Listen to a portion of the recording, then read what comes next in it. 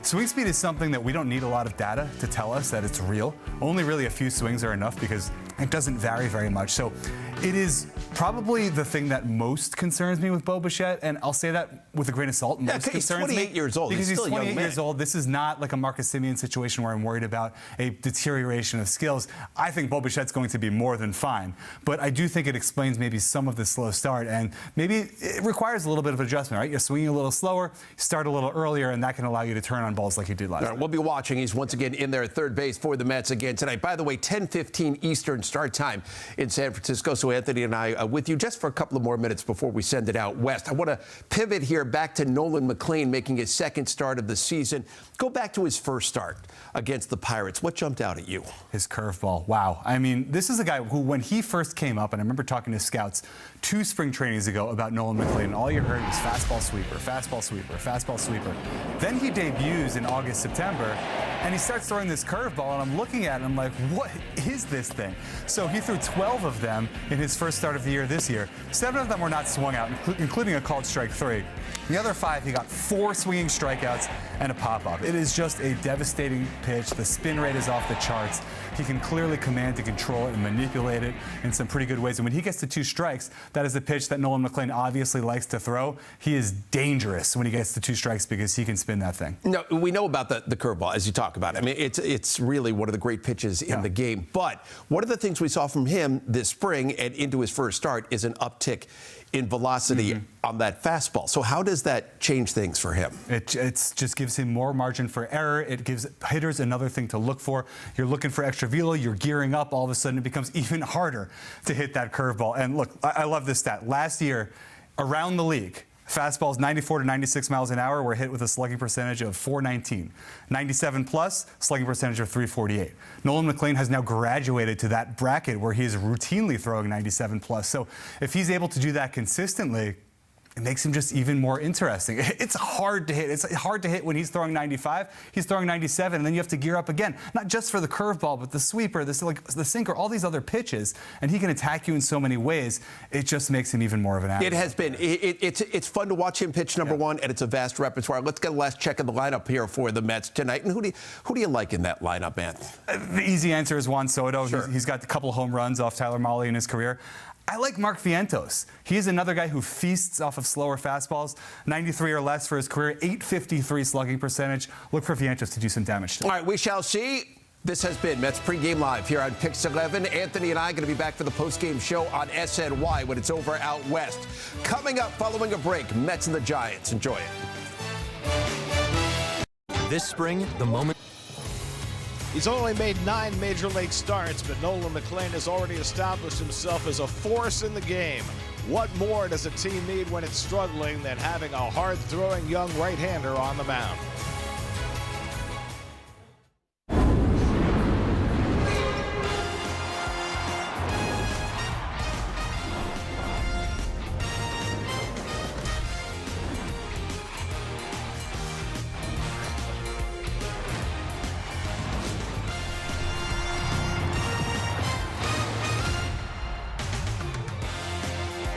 Did you know that San Francisco has a palace? It's beautiful. It's the Palace of Fine Arts. That is no palace. That's the Rock, Alcatraz. No escape.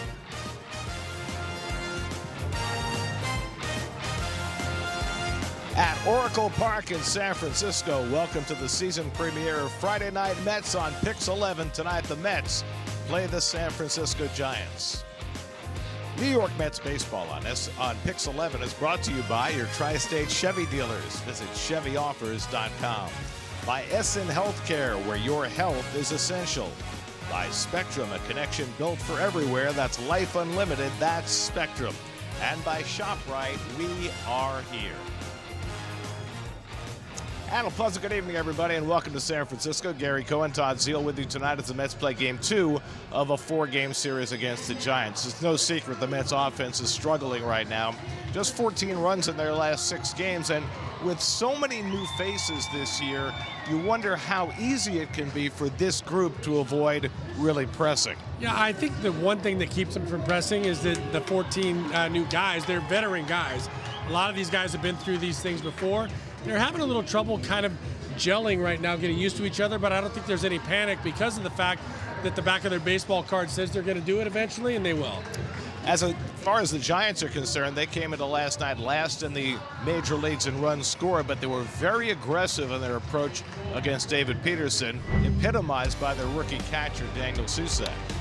Yeah, they were attacking right away, and David was making mistakes earlier in the game that were also being capitalized on, and so they kept attacking. He settled in, finally got a little bit of better command, and then started getting some outs later. That young man needs a neck brace, I think. He had a lot of Dippin' Dots along the way, we're told. Well, the Giants were so aggressive last night against Peterson. Can McLean expect the same tonight? I don't think so. I mean, the difference between these two guys is that David Peterson has faced this team a number of times. Only Harrison Bader has faced Nolan McLean ever at the big leagues. This guy's a spin guy, and they're going to have to see what he's offering before they can go up there and attack. And in his first start of the year, McLean had trouble landing his breaking stuff early in the game. So it's McLean trying to snap a losing streak for the Mets, going up against the Giants in San Francisco. All the action coming your way on Pix 11.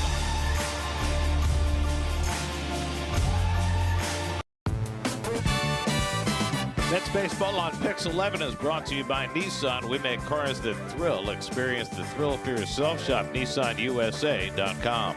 By 1-800-GOT-JUNK. We make junk disappear. By Empire City Casino. More play, more perks. Earn it all here with MGM Rewards. Ride the thrill. And by Jacoby and Myers, New York's personal injury attorneys since 1972.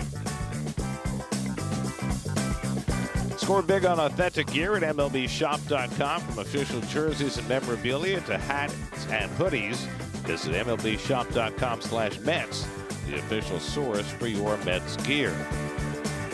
Teams of the game are brought to you by Bet365. Well, we got the K's by the Bay. Nolan McLean, 65 strikeouts.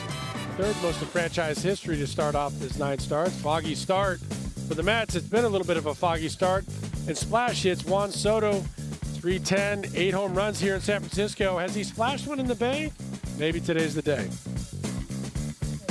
Beautiful night in San Francisco, mid-60s, sunny skies as we approach game time. Mets and Giants. First pitch coming right up.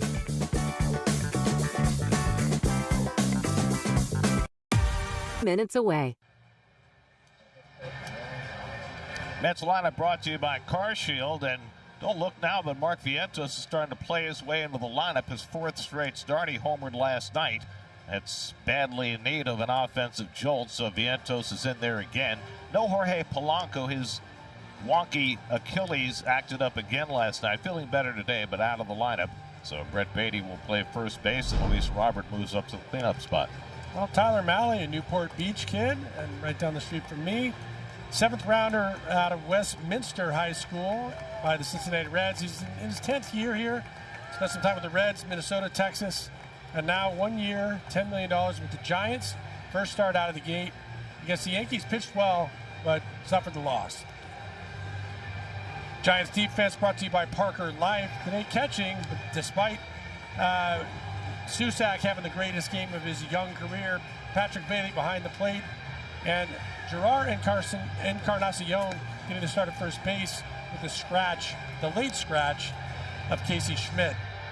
Harrison Bader once again controls center field, made a great play last night on Bo Bichette. Back out there showing off his defense again today. Schmidt a late scratch because of low back tightness. So Tony Vitello, who's made very few lineup switches in the first week of the season, forced to make one because of injury. Francisco Lindor will lead off against Tyler Malley, whom the Mets have not faced since 2019, when he was in his 3rd year with the Reds. It's only his 3rd career start against New York, and not a single player who was in the lineup against Malley the last time they faced him is still a Met. In fact, 2 of those guys have been Giants more recently than they've been Mets, Michael Conforto and Dom Smith. Lindor 0 for his last 12, but he continues to draw walks, leads the National League with 9 walks through the first 7 games, and Malley's first fastball is high for ball 1, and that pitch is kind of why Lindor has been walking so much. He's been laying off the high stuff, which has bedeviled him the last couple of years when he's gotten in slumps. In fact, his chase rate is the lowest it's ever been. Only a 14% chase rate. It's the 6th lowest in the major leagues right now.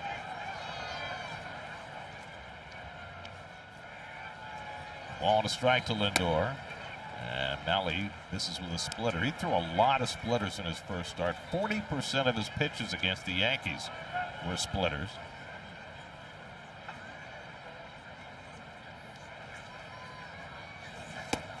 Lindor with a big hack at a splitter, and it's 2-2. That was a good one.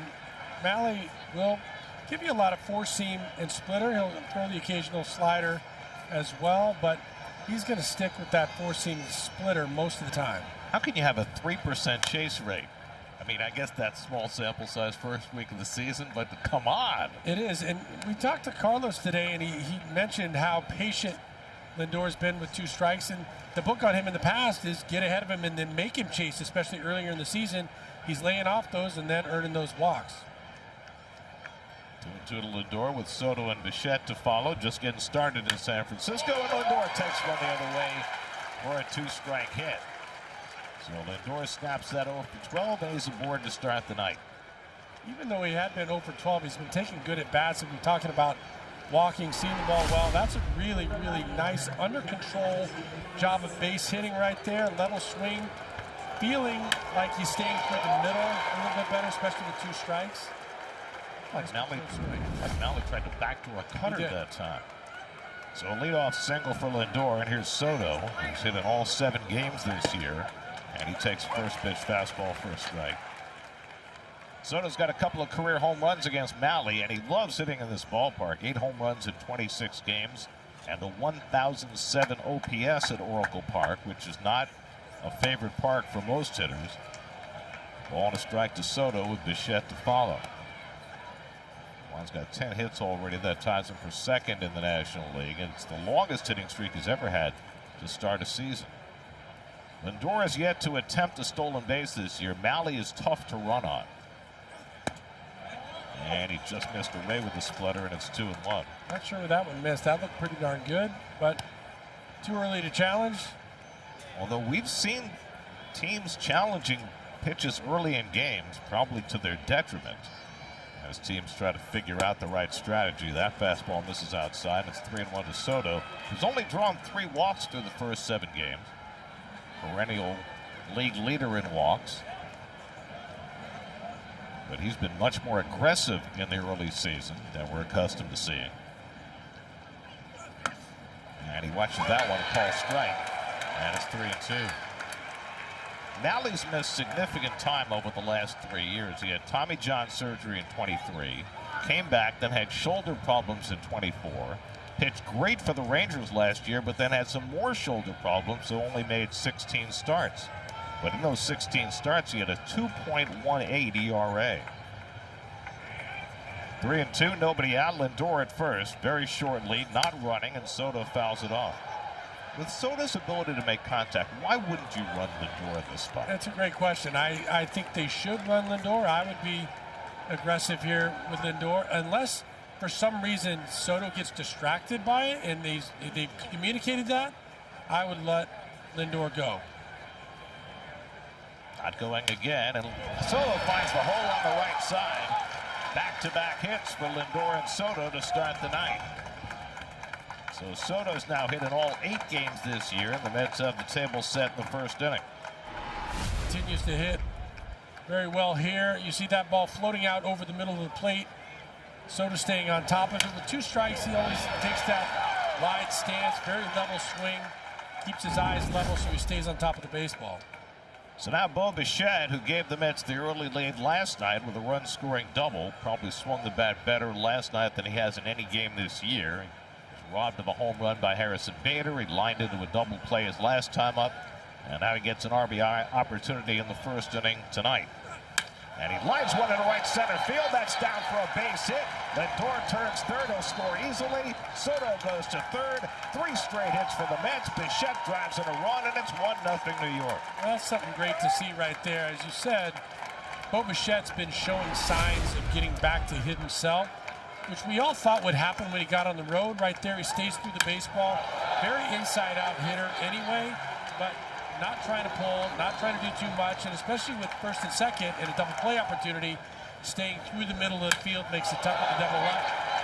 Able to drive in Lindor easily. Mets have been 1 for 32 with runners in scoring position over the last 4 games. Before that hit by Bichette. Now Luis Robert moved up to the cleanup spot tonight with Polanco sitting. Robert 0 for 3 last night, but he sports a .429 on-base percentage.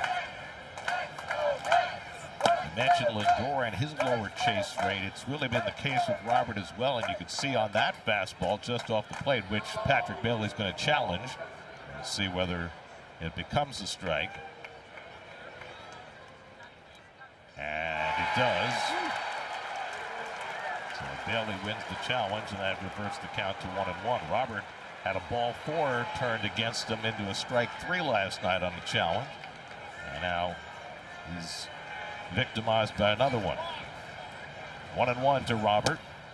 So Robert's chase rate over his 6 years in Chicago is 39%. So far this year, it's 28%. Yeah, it's a stark difference, and it's something that he's actually worked on. It's that fastball for a strike, 2-2.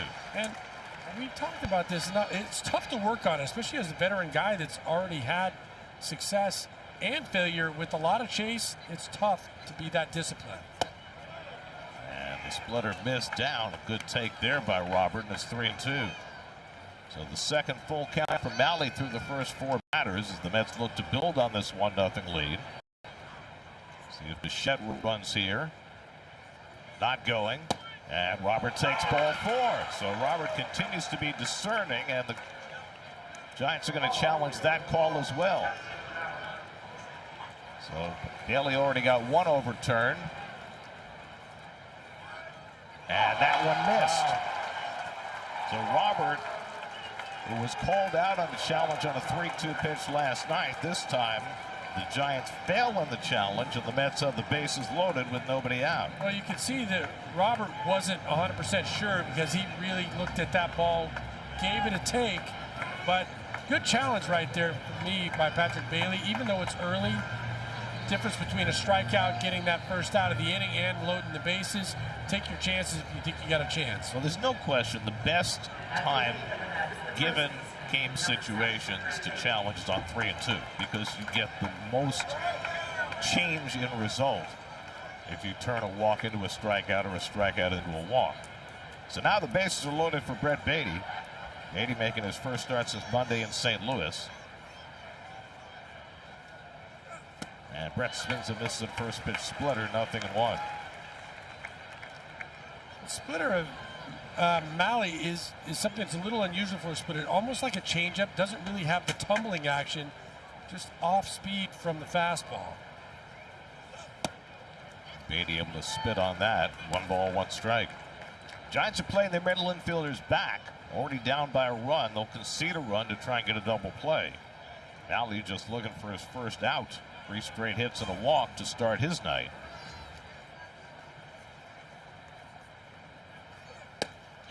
Beatty takes that knee-high fastball for a strike, and it's 1-2. That surprised me to see him take that pitch. That's what you got to be looking for right there. And he's been a guy all spring long and into the early part of the season, been very aggressive on fastballs over the plate. I wonder whether it's hard to distinguish the fastball from the split. That's grounded back to the mound. Malley comes home for 1. Bailey on the first for the 1-2-3 double play.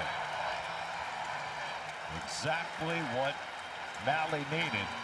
He gets the comebacker to get 2 outs.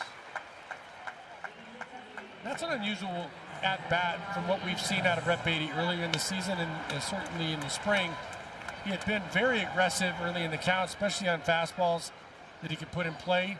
Taking that fastball and then swinging the way he did at the split just shows me he's a little bit in between. So Bichette to third, Robert to second, 2 out. And here's Mark Vientos, who homered last night. Mark starting a 4th straight game now after not starting any of the first 4 games. 2 starts against lefties, but now back-to-back starts against righties as well. Vientos 3 for 9 so far with a double and a home run. This is a big at bat right now because if you let Malley off the hook here with 1 run, you're going to feel a little bereft. But if Vientos get a base hit, all of a sudden it's 3-0, and you feeling a lot better. Well, last night, Robbie Ray trying to come in with the slider right there. Vientos saying, I'll have none of that. It was great to see him get the barrel out and drive a baseball. 406 feet into the seats and left.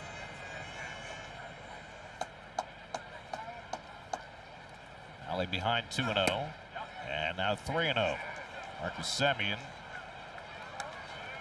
is the on-deck batter. And I wonder how much of a pitch around this is for Mahle. I'm wondering the same thing. I give Vientos the green light right here. He's been swinging the hot bat. Semien not so much. And Mark takes a strike, and he's going to challenge that call. It appeared to be outside. Charlie Ramos, the home plate umpire, has already been challenged 3 times in this first inning. He's 1 for 2. And Vientos has proven correct in his ball 4. So the Mets again have the bases loaded. The second walk given up by Mahle. And now Marcus Semien gets a chance. Semien snapped an 0 for 20 stretch with an infield hit last night. He has 3 hits this year, 2 infield singles, and a ball lost in the sun. So Semien is yet to get untracked. He's got a chance here to drive in some runs. And he takes a strike on the outer edge, 0-1. And it was interesting with the challenge by Vientos. May have shot himself in the foot. It wouldn't have been bad to be up there with 3-1 with the way he's swinging the bat. That's line toward the whole base hit past the glove of Adames. That'll bring in 2. Bichette scores and Robert stops at third. The throw went to second base. Ramos, the left fielder, was conceding the run. And for some reason, Robert did not attempt to score. You know what? He was watching the baseball hit instead of going immediately on contact, making sure it got past the shortstop, but no reason for that. There are 2 outs. You got to be digging right away, and as you said, throw coming into second base. Surprised. That was surprising. You've got to score on that play. And you see Tim Leeper actually holding him up because of the fact that he got a little bit of a late jump. I mean, that's just not knowing how many out there are. You've got to run on contact. You've got to score on that ball. So the bases remain loaded. The Mets have a 2-0 lead. Semien picks up his 3rd RBI of the season. That's his most solid hit of the year so far. And now Carson Bench quickly down to the count 0-2. Bench's first start since Tuesday in St. Louis. He's hitless in his last 7 at-bats.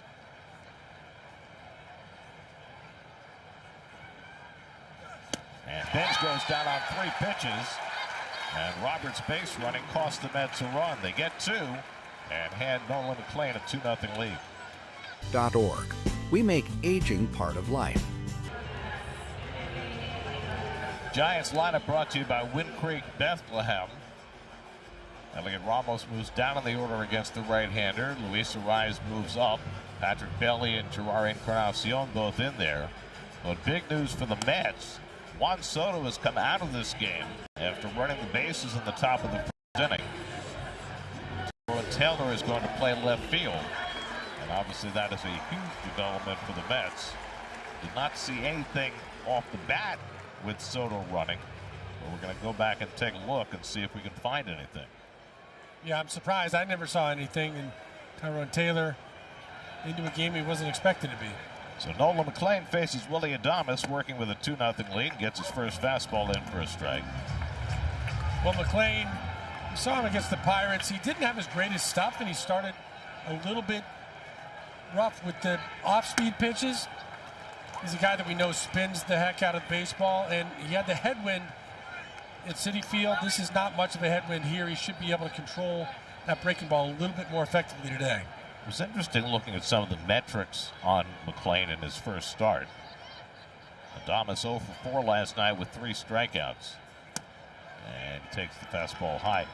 McLean's arm angle was a little bit higher in that first start than it was last year. And the spin rate on his curve and his slider were even more extreme than in last year's metrics, which makes me think that there's something about opening day adrenaline that was working. I'm sure. He said he was amped up, and that's why he was missing the zone early and kind of settled in.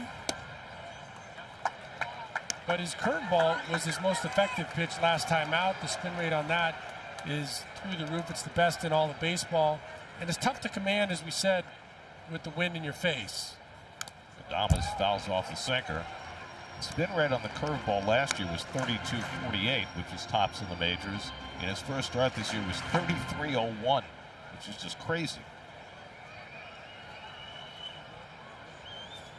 Adames rolls one slowly, charging as Lindor. He's going to use the glove and throws him out. Lindor knew just how much time he had, and he gets Adames for the first out. So here's the video of Soto going first to third in the top of the inning.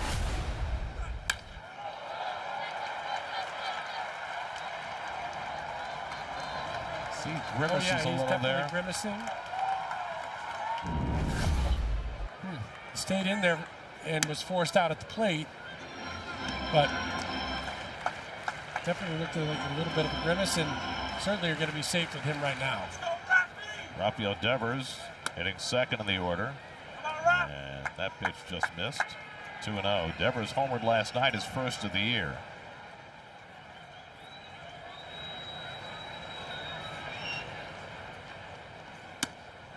His home run went to left center field over the 399 mark. It's the most dangerous bat in this Giants lineup. And he swings 3-0 and fouls back the high fastball. Devers last night, fastball out over the plate from Sean Manaea, goes straight away center. He wasn't quite sure if Luis Robert Jr. had pulled it down and was pulling one over on him, but as it was, that's a long way to hit a baseball left on left. This guy is a very, very good hitter. His 236th career home run at age 29. He's fouled off 2 fastballs in a row, and now it's full counts. Back-to-back full counts for McLean to start his night. McLean attacking him even ahead in the count. Devers thought he should have had that last one. 3-2 coming, and he got him. Well, upstairs with the four-seamer. So McLean, after falling behind 3-0, comes back to strike Devers, 2 down. Well, the Mets defense brought to you by Stop and Shop. Obviously, the big news. Tyrone Taylor in left field instead of Juan Soto. Beatty at first base tonight after Vientos was very good last night at first base. And then Carson Bench back in right field tonight. So 2 out and nobody on. Now Luis Ariz. So for Nolan McLean, that was his 66th career strikeout. 65 Ks in his first 9 starts. Only 2 Mets have ever had more. Dwight Gooden had 73. Nolan Ryan had 71. McLean 65 strikeouts in his first 9 starts. 2-0 to Ariz, who was 2 for 5 last night with a single and a triple. And he pops one up. Don't see that very often. Shed waiting for it, puts it away. I don't think I've ever seen Ariz pop up before. Seems like he never does. 1-2-3 for McLean. 2 Under $40. Good things are in store at Stop and Shop. Don't miss a moment when the Mets host the Arizona Diamondbacks next Tuesday, April 7th through Thursday, April 9th. For tickets, go to Mets.com/tickets. Mets sent 8 men to the plate in the first inning, scored twice against Tyler Mahle. Francisco Alvarez leads off in the second and takes outside for ball 1. Alvarez 1 for 3 last night, 4 for 16 to start the year. Solid 868 OPS. Mets have not lacked for base runners. Problem has been bringing them around. That's why the first inning was so encouraging. 2 hits with runners in scoring position, one by Bichette and one by Semien, to bring home the 2 Met runs. Alvarez lines one and caught by Chapman. 1 out. 5-time Gold Glover snags it with ease. Drive around the majors brought to you by Nissan. Connor Griffin made his major league debut. Became the youngest Pirate to get a hit in his major league debut since Bill Mazeroski in 1956. And as a side note, the scout who signed Connor Griffin was Darren Mazeroski, Bill's son. Wow. That's great how those things in baseball come around again. Small world. He's 19 years old, first position player to appear in the big leagues as a teenager since Juan Soto 8 years ago. Francisco Lindor had a base hit to left field his first time up and came around to score. Tyrone Taylor's on deck. He took Soto's spot after Soto appeared to have something of an issue while running the bases in the first inning. We'll get a report as quickly as one is provided to us. Swing and a miss, and Malley with a good splitter strikes out Lindor for the second out. First game, extra base hit and an RBI. First time that had been done in the big leagues by a teenager since 2012 when Bryce Harper and Jurickson Profar both did. Denny McClain, Bob Moose, those are pitchers. Trying to think. Steven Matz had 3 RBIs in his first game, but I don't think he had an extra base hit. No. And he wasn't a teenager. Yeah. So it doesn't qualify. Taylor started the last 2 games for New York, went 0 for 5. And thrust into action tonight with Soto coming out of the game. And Tyrone pulls one down to third. One hopper handled by Chapman. Long throw right on target. So Malley bounces back with a 1-2-3 seconds. Fantastic price. It's a great deal. Call 1-800-GOT-JOHN. So we found out about these hats. We saw somebody in McCovey Cove wearing one of these last night. These are in tribute to the Giants right fielder Jung-Hoo Lee. These are the hats worn by the hooligans. Ah, wow. Hooligans. That's pretty clever. The hooligans. I like that. Hooligans. They'll be up second in this second inning. I don't know what that's all about. Seam head. That Chapman chases a good-looking cutter by McClain. That's 1-1. Man, his pitches. Got the little movement on the cutter, the bigger movement on the slider, the down break on the curveball. Popped up into shallow right. Out goes Semien, and he puts it away, 1 out. I just don't know how a pitcher can manipulate the baseball in that many different ways. Well, as he says, he's a pronator. He said he can't. He's not a good supinator, but he still gets good movement on his sinker as well as great spin on things going east to west. So it's very unusual to be able to have the ability to do both as well as he does. So here is the hero of the hooligans, Jung-Hoo Lee. Come on, Jung-Hoo! Better known as grandson of the wind. Yes. His father, Jung Baum Lee, was son of the wind. He was a prolific base stealer in Korea and Japan. So Jung-Hoo is grandson of the wind. I think both of those pitches could have been strikes. The first 2 pitches right there, I think, caught the zone, but they didn't want to challenge. It's a nasty sinker from McClain. I mean, you've got all of that breaking stuff going right to left, and then you got that sinker going left to right, and his changeup. That's a knee-high sinker for a strike, and it's 2-2.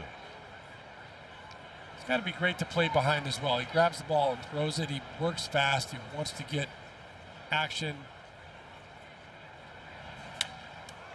Popped up by Lee behind third base. Bichette going out. Taylor coming in to call. Taylor puts it away. 5 in a row retired by McClain. Just in terms of his athleticism, McClain reminds me of Jacob deGrom because they both project athleticism on the mound. Yeah, I mean, when he fields a baseball, you're like, oh yeah, that's why this guy used to be a very good third baseman. And never seen him swing, but I'm sure if he needed to get in there, he could probably still put a good at bat together.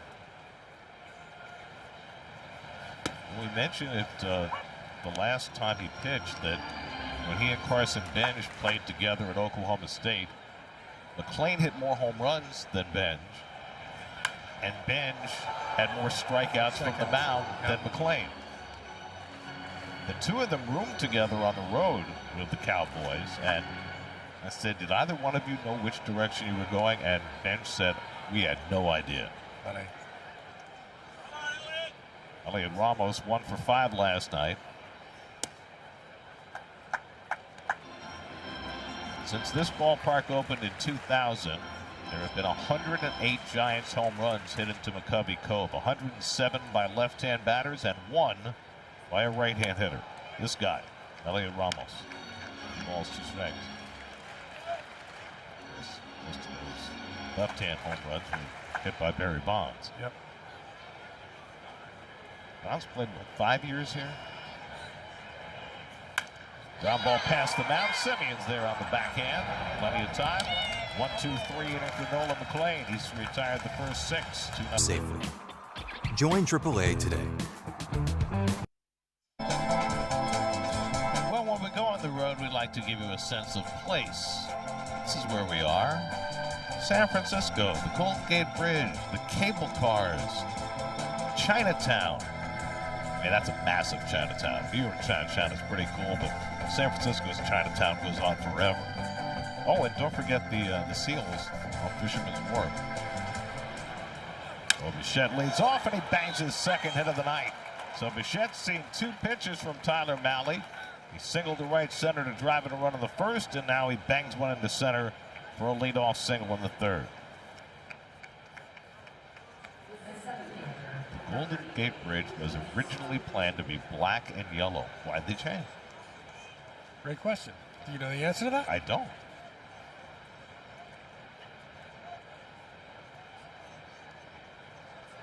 There's the Golden Bear. Luis Robert threw a walk his first time up. The word on Juan Soto as he left the game with right calf tightness. Let's have 2 more games here in San Francisco tomorrow night and Sunday afternoon. Then they fly home, have Monday off. So we'll see how cautious the Mets wind up being with Soto, who is not used to coming out of games. He played 160 games last year, 157 the year before, 162 in 2023. Balls in a strike to Robert, who was both a victim and a beneficiary of ABS challenges in the first inning.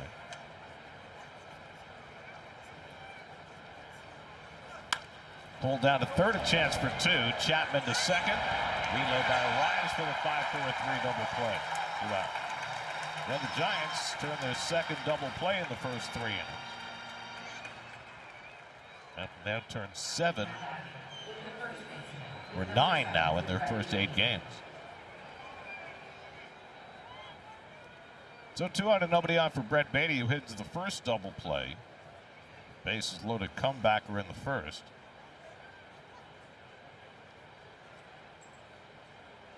That's with 2 runs and 5 hits against Mahle.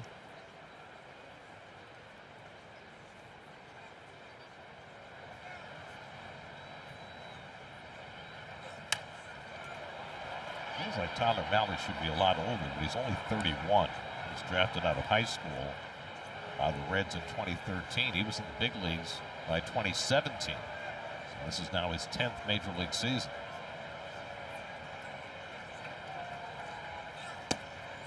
Beatty takes fastball strike. 0-2. Mahle started his career with the Reds, moved on to Minnesota and then Texas. Signed a 1-year free agent deal with the Giants. And Beatty again swinging at the splitter. And he barely got a piece of that to stay in the at-bat. So it's been a rough go for Beatty so far, identifying the right pitch to hit. Taking fastballs and swinging his splitters. The career numbers for Mahle, who had his best year last year despite only making 16 starts. Swing and a miss, got him with another splitter. And so Mahle has his second strikeout, and the Mets are done in the top of the third, still leading 2-0. Cure Auto Insurance. Drive well. Home third inning, Harrison Bader leads off for the Giants against Nolan McLean, who's retired the first 6 tonight. Only 1 strikeout for McLean, but his stuff is really moving. Yeah, it's sharp tonight. The fastball ticking at 98, and he's got command of it, both the 2-seamer and the 4-seamer. Tough night at the plate. So I've got an answer to the question we asked. We asked, why did people who built the Golden Gate Bridge decide to change from the anticipated black and yellow to orange? Turns out the engineer who built the bridge decided that orange would be easier for ships to see in the fog. Okay, well, that makes sense. I mean, considering that it is foggy here and there is a lot of traffic through that area. Harrison Bader last year had a year for the ages against his old team. Against the Mets last year, he was 19 for 36 to 528 batting average. Yeah, I had a chance to talk to him about that in the offseason, and he just smiled. They said they kept coming at me, and I kept serving it up. And they were trying to attack him with fastballs, and he, even with 2 strikes. Well, we know from his time with the Mets, he loves the ball up in the zone. He does indeed. He's one of the best high ball hitters, very level swing. And he was staying through the middle of the field, not trying to pull the baseball against the Mets and lining balls from gap to gap. Third full count for McLean. And Bader hits one toward the holds. Cut off nicely by Bichette, and he gets the throw right on target. Wasn't elegant by Bo, but he made it work, and that's the first out. Nice shot by Bo, going to his left right here. The ball was hit hard, but not quite as hard as it may have seemed because we're a little bit off the end, but I like the way he got up and quickly got rid of the ball, going to strike to first base. So 1 out and nobody on. Now Patrick Bailey didn't start last night. He takes a sweeper for a strike, and we check in with Steve Gelb. Steve? You know, Gary, we know that Nolan McLean is a pitcher with sensational stuff, but he's also a thinking man's pitcher. He likes to read swings and try and figure out approaches, and he said that was really the biggest difference between AAA and the major leagues last year is you get a broken bat from Bailey and an easy 4-3 putout for the second out of the inning. But in the minor leagues, McLean said that for the most part, it was team-wide approaches. You could tell pretty early on in a game what the team was trying to do against you, and you could adjust accordingly. In the major leagues, though, he said it's 9 individual approaches, and it's pretty clear that major leaguers have an innate ability to stick with that specific approach. So it's a cat-and-mouse game in the game for McLean to figure out how early he can decipher all 9 different approaches and adjust accordingly. Well, that's one of the things that I think we talked about in the open was, is the game plan going to be the same against Nolan McLean that it would be against David Peterson? The answer is no. First of all, these guys have never seen him. They don't know what that spin looks like. Even though they've seen it and they know the spin rate, they've watched video, until you stand in the box, you don't know. And so he is a great master of reading those swings as well. As he strikes out Juar Encarnacion, and Nolan McLean has gone perfectly through the first 3 innings. On to the 4th. Select dealers or hurry into your local Honda dealer today. Probable starters for the rest of the series brought to you by NYU Langone Health. Clay Holmes makes his second start tomorrow night. That's a 6:05 local, 9:05 Eastern time start on SNY. And then Sunday, Kodai Senga against Logan Webb. 4th inning, Mets up 2-0. They got both their runs in the first inning against Tyler Mahle. Mahle threw 33 pitches in the first inning, just 18 in the next 2 innings combined. It just misses outside with a fastball to Vientos, who drew a walk on 4 pitches his first time up, so he's yet to see a strike.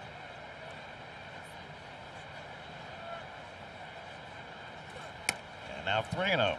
Definitely pitching a little carefully to Vientos. Even last time, as we talked about, the 3-0 pitch, Vientos thought was a ball. It got overturned because it was called a strike, and he ends up with a walk.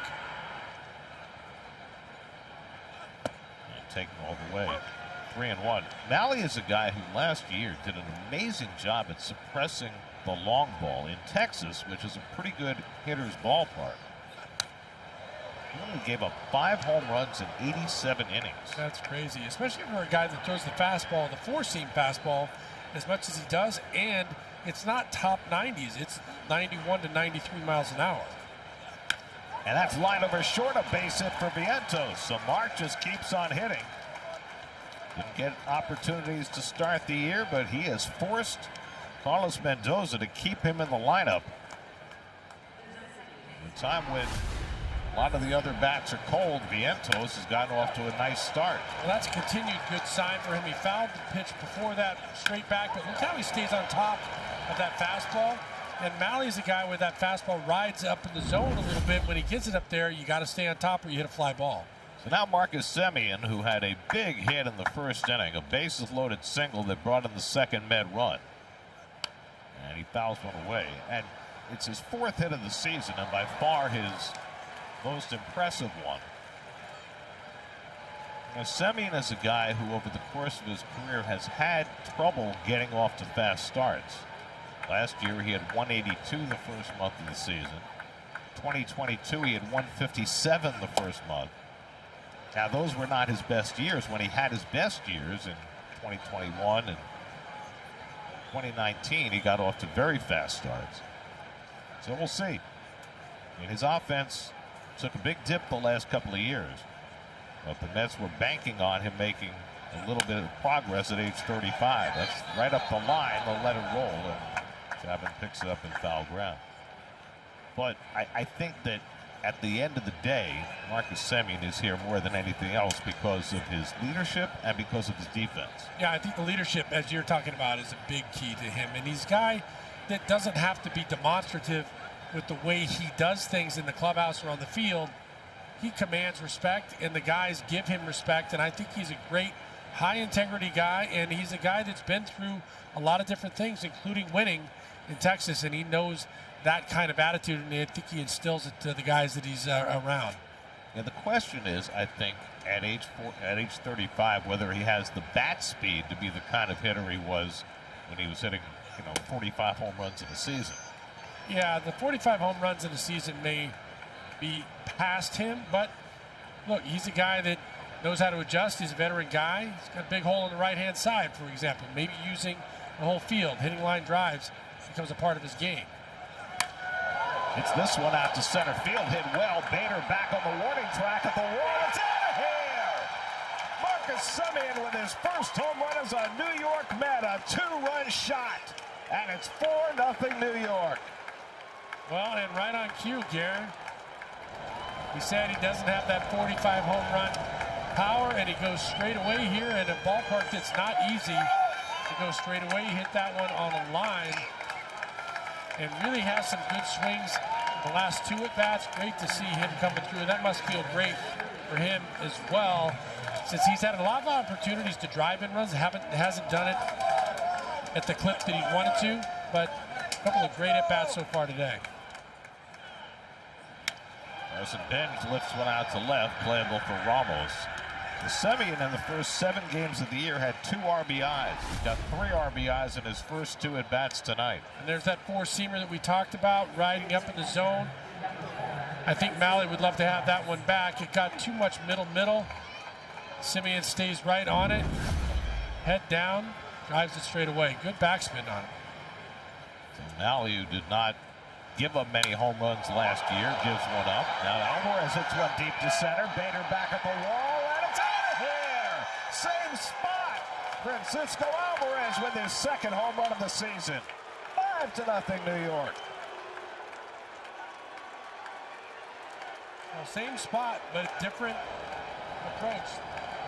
That's a first pitch slider that a splitter that Francisco Alvarez stayed back on, which is really great to see from him. Staying through the middle of the field is where he becomes so dangerous. It's a middle, but first pitch splitter is not easy to attack without pulling off it a little bit. He sat back and drove it. No doubter on that one. So Malley, who allowed only 5 home runs last season, gives up 2 home runs in a 3 at-bat span of the 7 and 9 hitters. Just gives you an idea how deep this Mets lineup can be once they get going. And they've gotten going tonight. 5 runs and 8 hits now against Malley in 3 1/3. Lindor got it all started with a first inning single. And he takes a splitter down. 1 ball, 1 strike.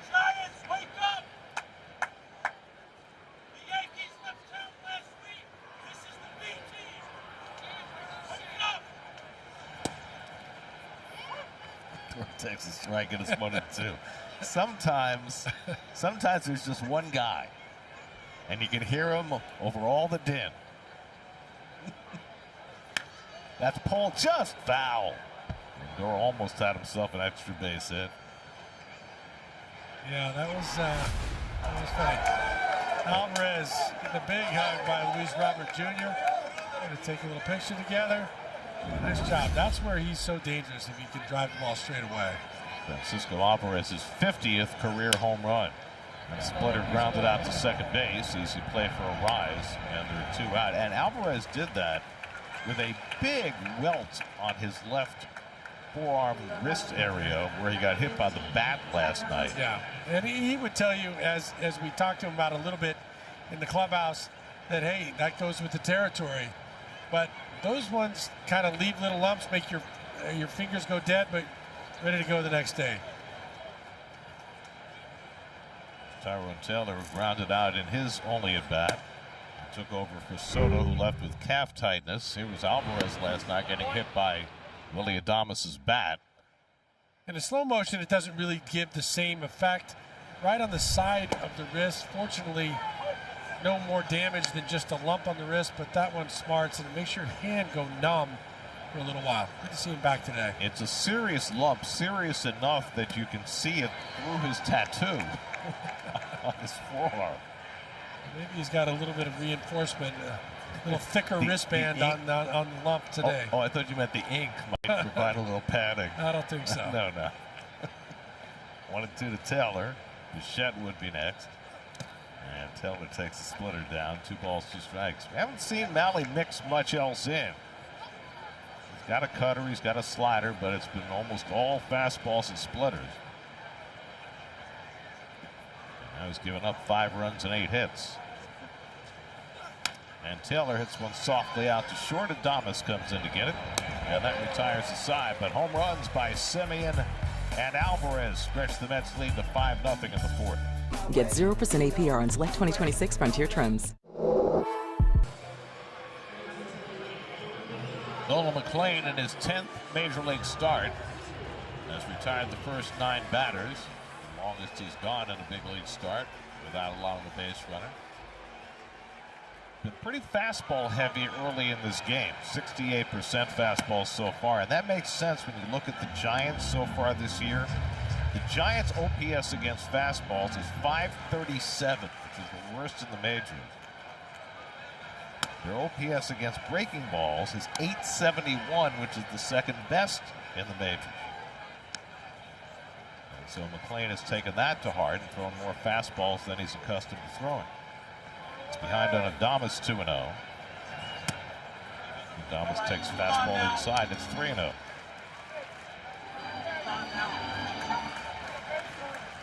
McLean's 4th 3-ball count through the first 10 batters. And there's a strike 3-1. Adames grounded out to short his first time up, hitless in his last 9 at-bats. He had by far his best year when he was traded from Tampa Bay to Milwaukee in 2021, and he was the emotional leader of that Milwaukee team. That's a strike. Adames didn't think so, but the Giants are already down a challenge, and so he can't really afford to use it here in the 4th inning. Lane's fought his way back to 3-2. And he struck him out, got him with a cutter. And that's the 3rd strikeout from McLean. Back in the count with a fastball at the very top of the zone, and then went back-to-back with the cutter. That cutter at the top of the zone is something that they do intentionally now. It's a tough pitch. Looks like you would want that down and away, but sometimes it looks like the fastball up there and it just goes off the barrel. That time, swing and a miss. Second time in this game that McLean has come from 3-0 to get a strikeout. He did that against Devers his first time up. Now Devers up for his second at bat.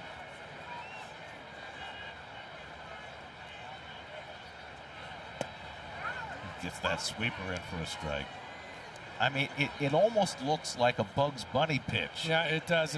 There's something in an old game that I used to play called trackball, where you're using almost like a cesta and a plastic ball, and it spins so much you can get all kinds of movement.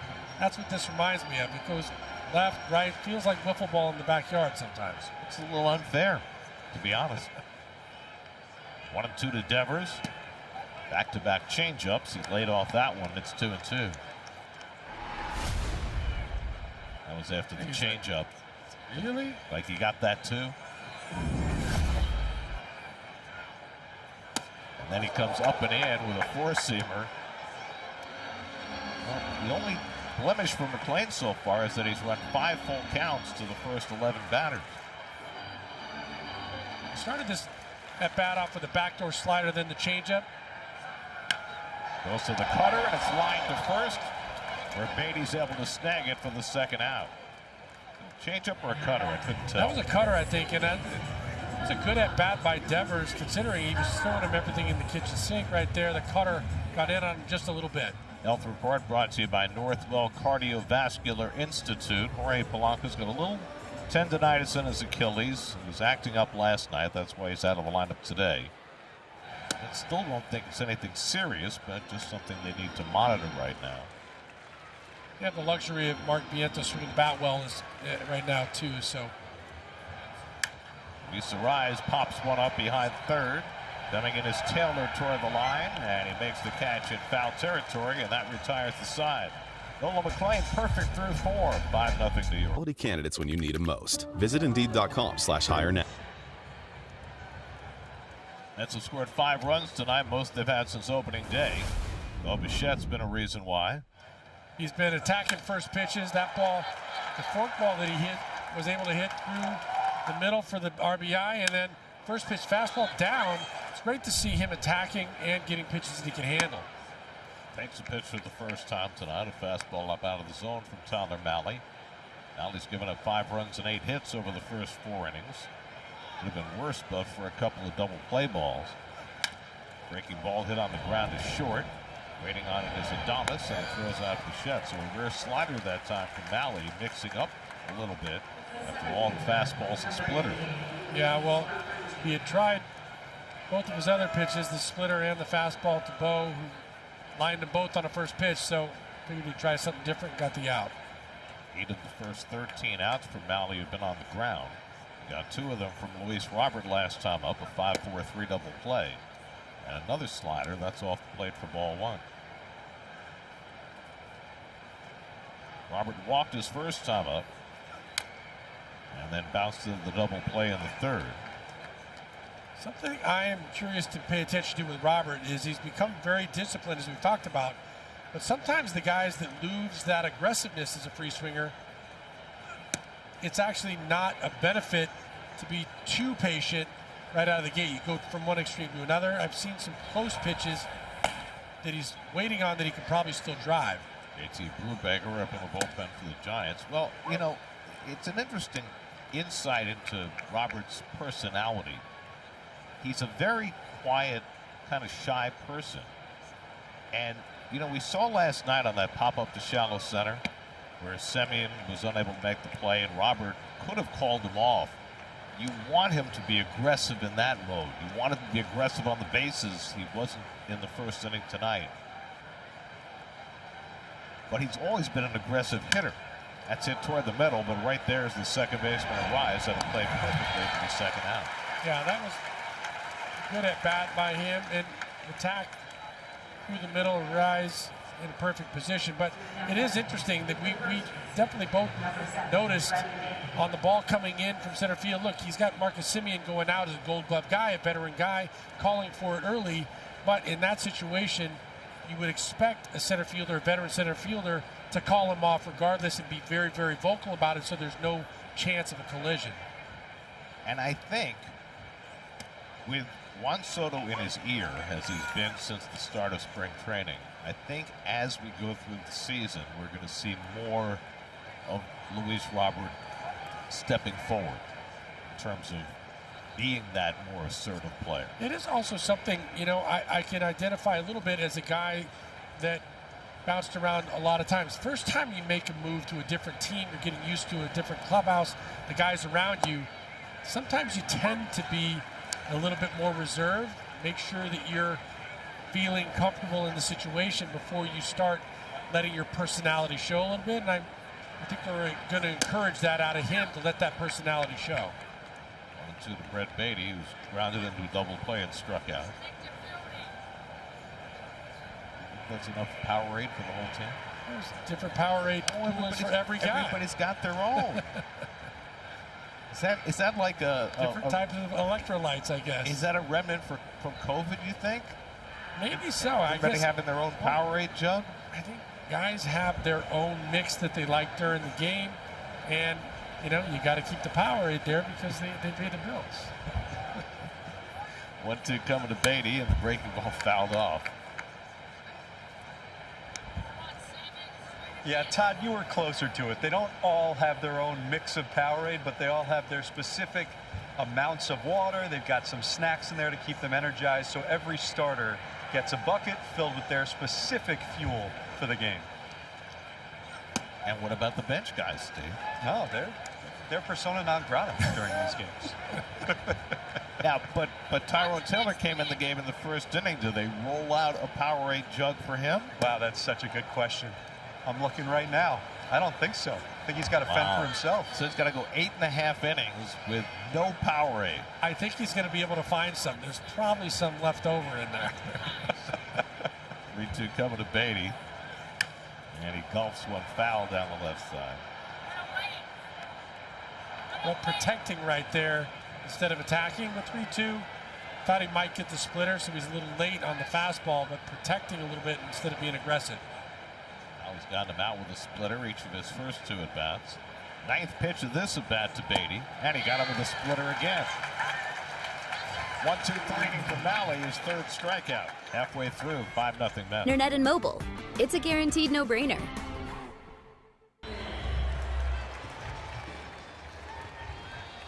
Inside the ball game brought to you by Memorial Sloan Kettering Cancer Center. That scored 2 in the first inning, but lost Juan Soto, who strained a calf, or at least had tightness in his calf while running the bases in that first inning. Matt Chapman, first pitch swinging, pops one up right near the third base bag. Bichette is there to grab it. 1 pitch, 1 out for Nolan McLean, who's now retired the first 13 Giants batters. 13 is almost halfway to 27. Yes, indeed. And we can talk about it up here. I'm not worried about talking about it. Maybe second time through, these guys might start being a little more aggressive, considering that his stuff's there and moving. Instead of Chapman going at the first pitch. From the lead, takes a backdoor cutter that misses for ball 1. He flied out to left his first time up. That cutter misses high, and McLean falls behind 2-0. Holmes had 5 full counts already. He hasn't walked anybody, struck out 3.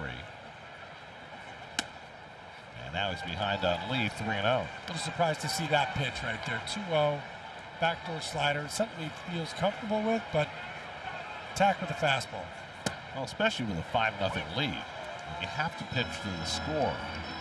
Agreed. And maybe, he missed on the first 2 fastballs, so maybe he was just trying to control something into the zone. And for the umpteenth time in this game, McLean's come back from 3-0 to get to 3-2. Did it against Everett, he did it against Adames, stroked both of them out. Now facing Lee. And he gets the rollover. McLean off the mound, he'll take it himself. No need for a throw, 2 out. Well, that's what we talked about with Nolan McLean. He bounces off the mound. He's so athletic and was a great fielder, and so takes it himself. No reason to make anybody go cover. Now this is where he'd love to be able to take a little bit of a breather. Got to get back on there and attack. Well, this matches the most hitters retired to start a game in the major leagues this year. Matthew Liberatore against the Mets on Wednesday went 4 2/3 without allowing a base runner, and now McLean has reached that same limit. Ramos takes a strike. Ramos grounded out to second base his first time up.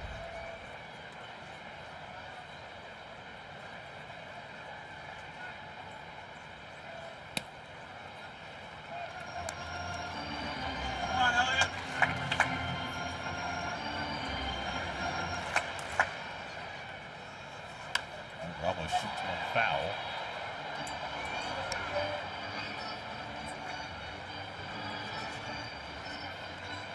Lane lead heavily on his fastball through the first 4 innings.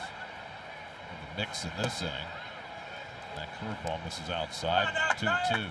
That was a good curveball right there and a good take by Ramos. I was wondering if he was going to go to that one. He's been staying with the hard stuff primarily. He goes back to the fastball now. Nope, stays with the breaking stuff, and now it's 3-2. So that is the 7th full count from McClain. His 15th batter. He's upset about that one. He was upset that he missed with that one. And Ramos takes the curveball for strike 3 call. That's just unfair. 4 strikeouts for McClain. He's got 15 up and 15 down. Look at that thing.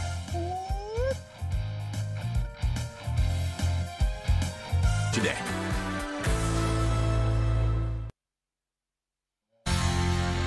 Giants won 3 World Series in a 5-year span. 2010, with a very youthful Buster Posey, who now runs the organization. 2012, and then 2014. JT Brubaker is on to pitch for the Giants as we go to the 6th inning.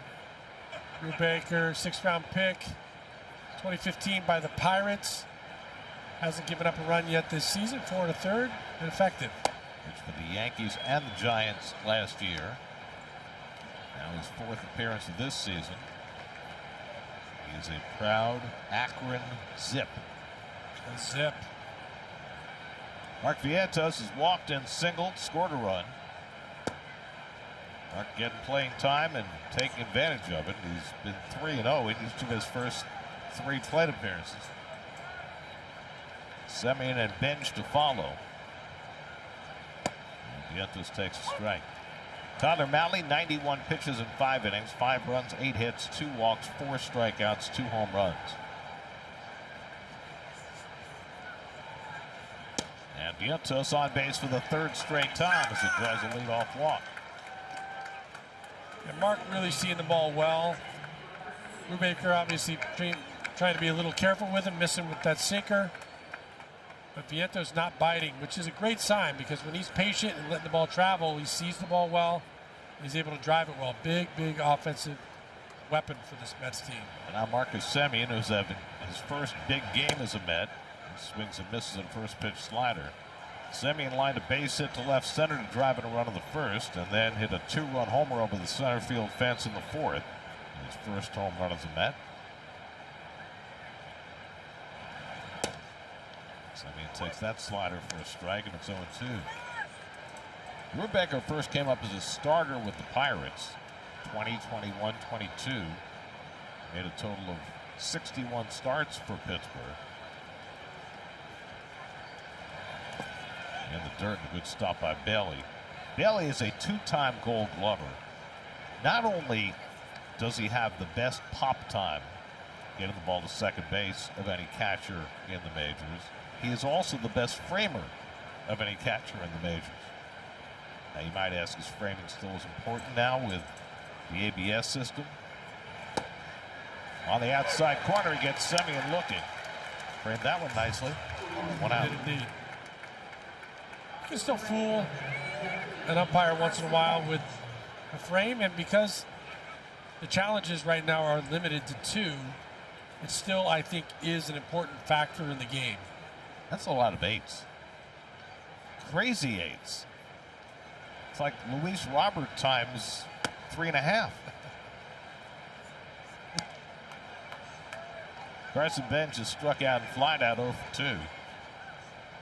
Bench hitless in his last 9 at-bats. Vientos at first and 1 out. Swings and misses at a changeup. 1 ball, 1 strike. And it looks like Bench is getting a little bit swing happy. He is. He's a little long with his swing. It's not short and quick like we saw in spring training. He's getting a little long, trying to do a lot every time he's up there. Rounds that back to the mound, a chance for 2. Adames with the turn, and they double up Bench. 3rd double play in 6 innings, turned by the Giants tonight. 1-6-3.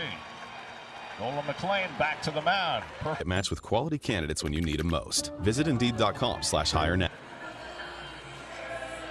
In-game box score for the Giants brought to you by your local Hyundai dealer, and that's a whole lot of zeros on the San Francisco side. Nolan McClain perfect through 5 innings. 67 pitches. Gets the lower third of the order in the sixth, Harrison Bader. And he takes a sweeper outside for ball one. Bader grounded out to third his first time up.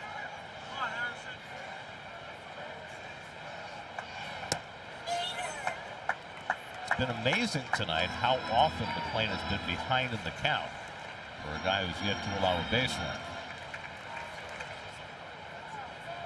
Down 2-0 to Bader, and a swing and a miss at a high cutter.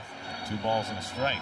The cutter's been effective for him, especially to get him back into counts. Guys looking for the fastball. You got to protect against that 96 running in on your hands. That cutter's an effective pitch.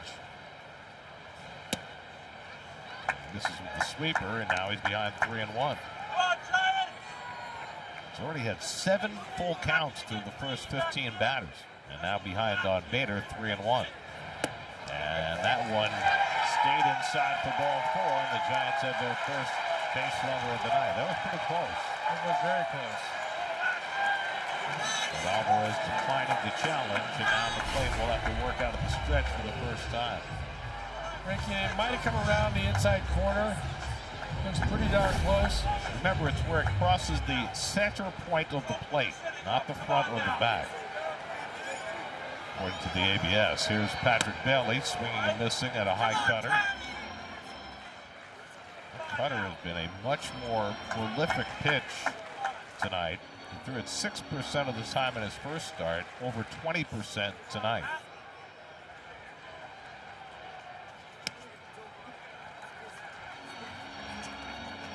Bailey, who broke his bat and grounded out to Semien in his first time up. Bailey is a tremendous defender. When he first came up to the Giants 3 years ago, he got off to a great offensive start, but he's been unable to replicate that.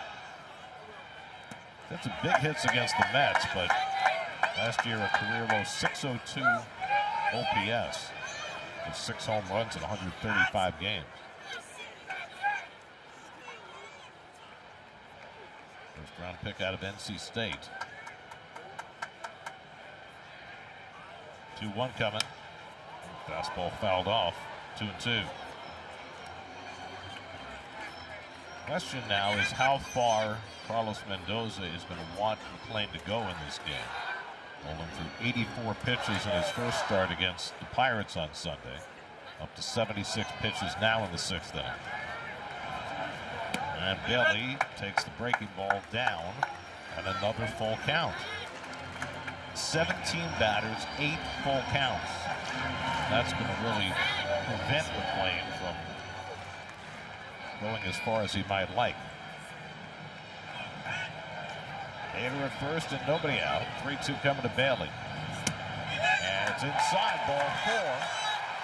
So back-to-back walks from 7 and 8 hitters to start the 6th inning.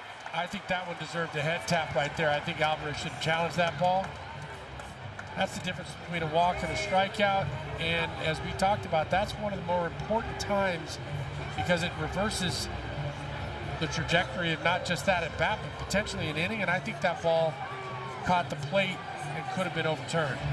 Justin Willard out of the mound. Give McClain a break. See, that could have been a strike. Yeah, I thought that one caught the. And in that position, I think that was worth the call right there. You don't want a rally starter. You can potentially hit up an out right there. That one could have been challenged. Don McClain, after retiring the first 15, has issued back-to-back walks. He's working with a 5-run lead. He's facing the number 9 hitter, Gerard Encarnacion, who he overwhelmed his first time up on 3 pitches. Encarnacion goes after the sweeper, 0-1. That was the prime weapon for McClain against him in his first at-bat. We first saw Gerard Encarnacion as a Marlin in 2022. In fact, his first game in the majors was against the Mets at Citi Field. And in his first game, he had a grand slam against Seth Lugo in the 7th inning. Yeah, I seem to remember that.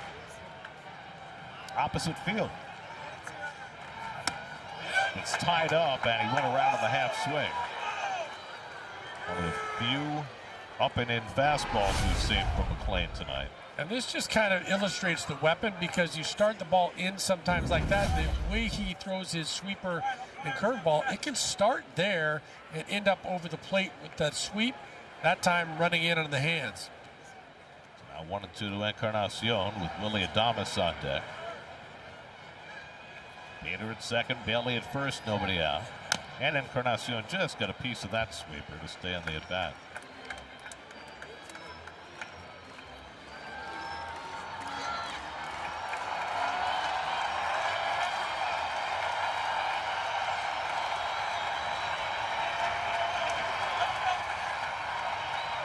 Fans hoping they can get something working against McLean, who's been in firm command all night.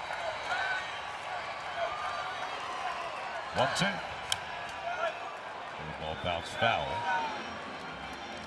Encarnacion trying to keep himself in the at-bat by sitting back on the sweeper. The last two, he's been on a little bit more. I wouldn't be surprised to see him try to bust that fastball into his hands right here and get some ground ball.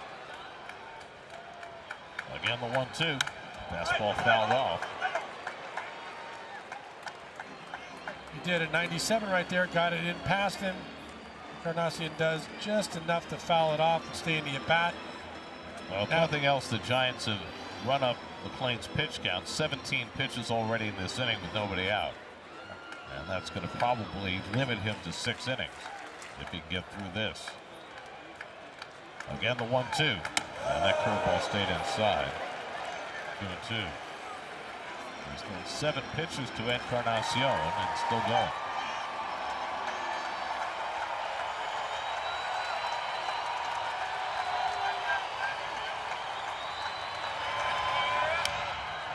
Just got a piece of that curveball to stay in the at-bat.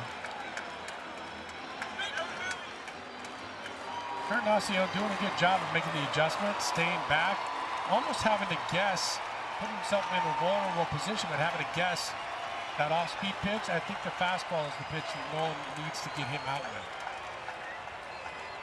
9th pitch of the at-bat to Encarnacion. And in the air to right field, coming over his Benj.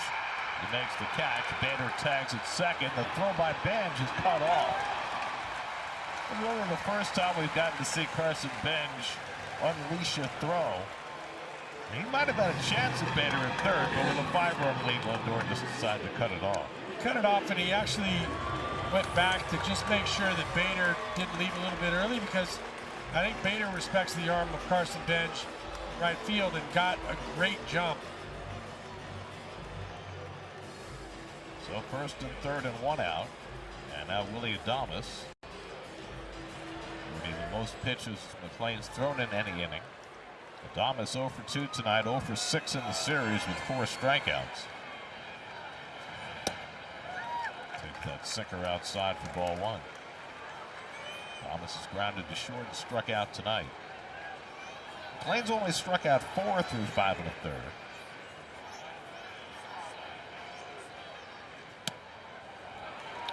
Better misses away. Goldman falls behind 2-0. That's to get the bullpen cranking now. Rally is up. McLean about to throw his 90th pitch of the night.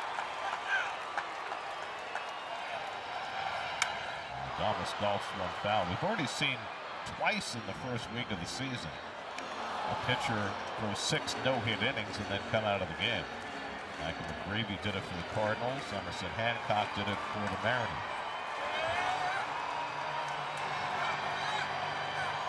That's the norm now, not the exception. 2-1 to Adames. Fouled away, 2-2. Important pitch for Nolan McLean right here. Adames been struggling a little bit on that pitch a little bit more. Lindor way in the hole and Simeon up the middle. Tough to turn a double play right here unless the ball's hit hard right at one of the fielders. 2-2 to Adames. And he just missed down with that curveball, 3-2. The full counts just keep on coming.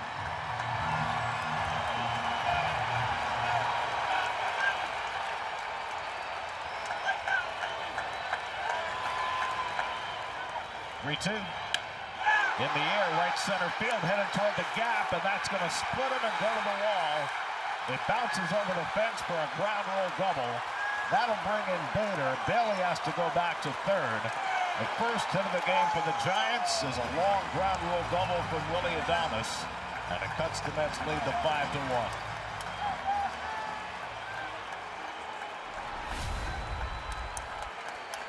You see the pitch right there. It's the cutter that he had been using to stay in the count or get out of the count or get back in the count.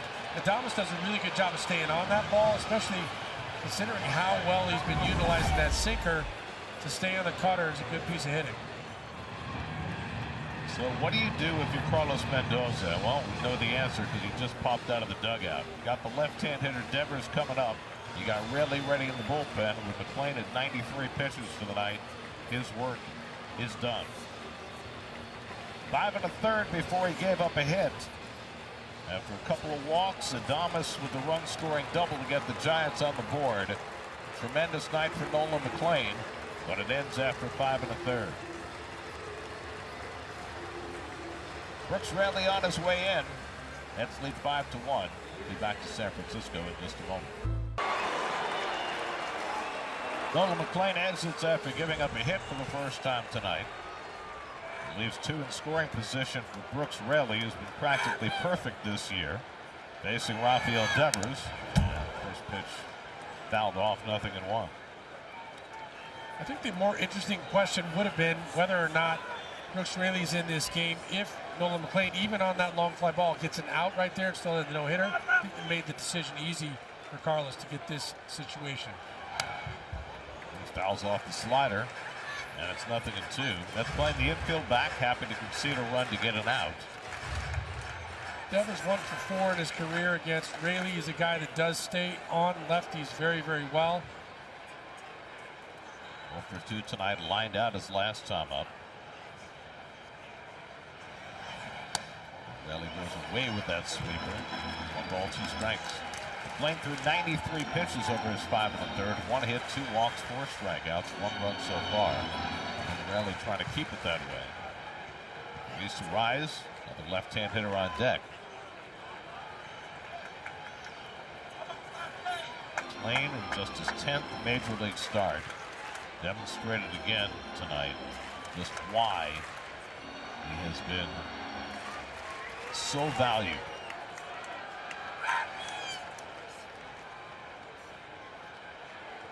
One-two coming. Foul. What's amazing tonight is that McClain threw 93 pitches, only 51 strikes, 42 balls, and yet was able to get through 5 1/3 before he gave up a base run. Crazy. That's a testimonial to the quality of the stuff, because at 3-2 he comes in there and it's still hard to square up. Just takes up and in. 2-2.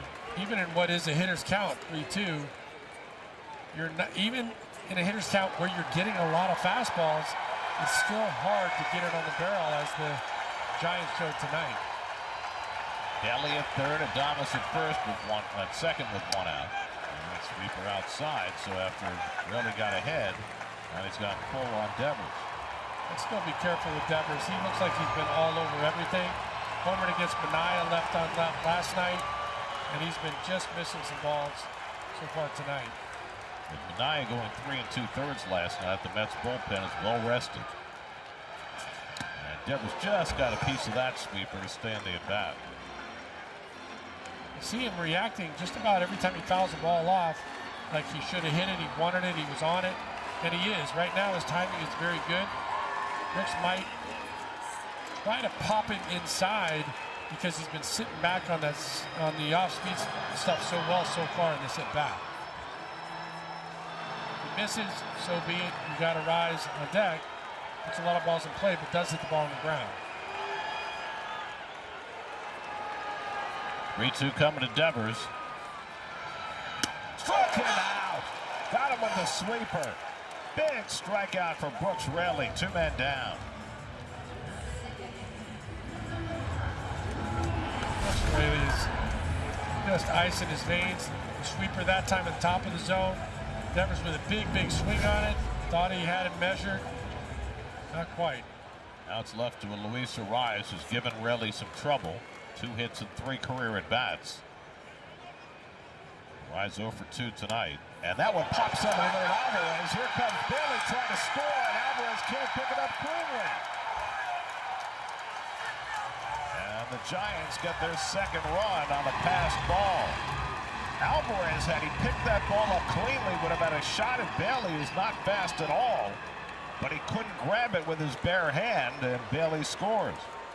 He did. He tried to slide, grab it with his bare hand. You see this, he just misses it. Not sure why it didn't overglove it. Surprised him. Now he's trying to slide and then lost his balance by getting stuck a little bit on that knee guard into the dirt. 2 runs are in. Runner at third with 2 out. And Arias takes sinker for a strike, 1-1.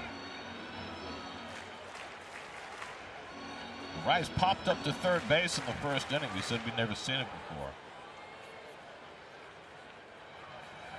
He's one of the best in baseball over the last 7 years at not popping up, only 3.1% of his at-bats.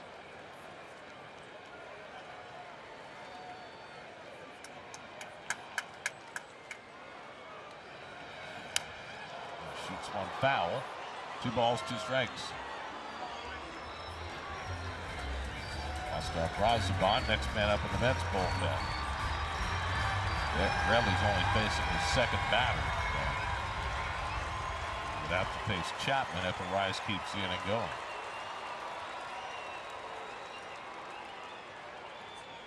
Two to Arias, and the sweeper outside, full count. Arias does such a good job letting the ball travel because he's short and quick to the baseball. That's why he's one of the toughest to strike out in all of baseball. He just looks to put it in play. You hope he hits it at somebody. The 11th full count to Giant hitters. 11 out of 21 batters. Off the fists, a pop-up foul that'll come back out of play. I mean, that's amazing. After last night when the Giants were so aggressive early against Peterson, here they've run deep count after deep count.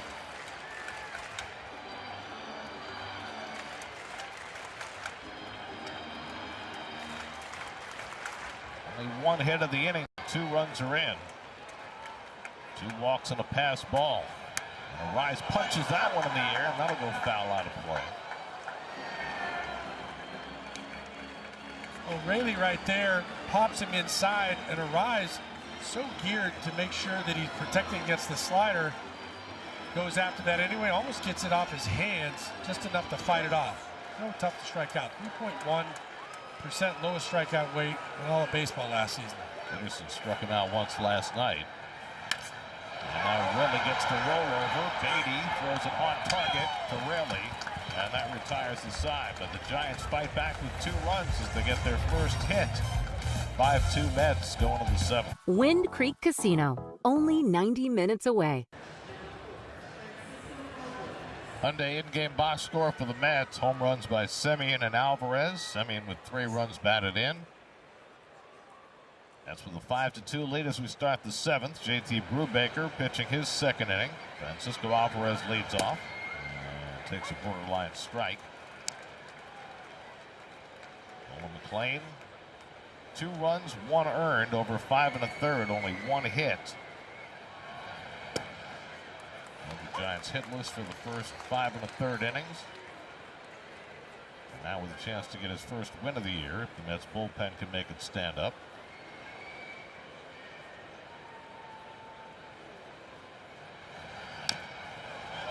Just got a piece. Francisco became the first Met to hit a second home run this season. Goes straight away to center field. As you said, staying back on that splitter. Great job by him, especially on the first pitch, to stay through the middle of the field. Lays off the slider from Brubaker. 1 ball, 2 strikes. Francisco Lindor on deck. And then Tyrone Taylor. If you're just getting back from a Friday night out, Juan Soto left this game in the first inning with calf tightness after running the bases. Remains to be seen whether that's going to be an issue or something he's going to be able to play through. He does not come out of games very often. 2 balls, 2 strikes to Alvarez. Tyler Malley went the first 5 for the Giants, allowed 5 runs, 8 hits. And now Brubaker working his second inning. He's a multiple inning guy, former starter. Alvarez stays in the at-bat. Spoiled one right there. That was a good pitch by Brubaker, and Alvarez just doing enough to stay in the at-bat. I feel like his plate coverage has really improved. It has, and when he becomes pull conscious, he comes off of that front shoulder flies. When he's been concentrating up the middle, he stays on the ball much, much better. Hits it high. So after falling behind 0-2, Alvarez works it to 3-2.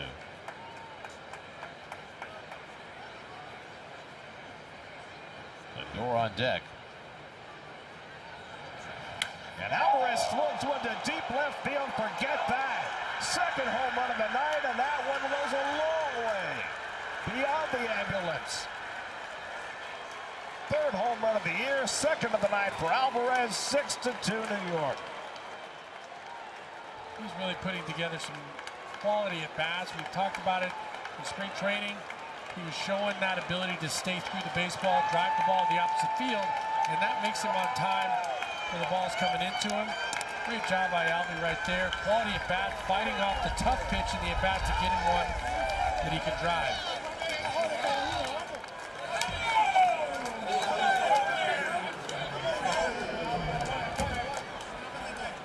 Eighth pitch of the at bat, and it's a slider. But because, as we're talking about, he's not pull conscious, he's on time for the slider, can drive it. 401 feet on that home run.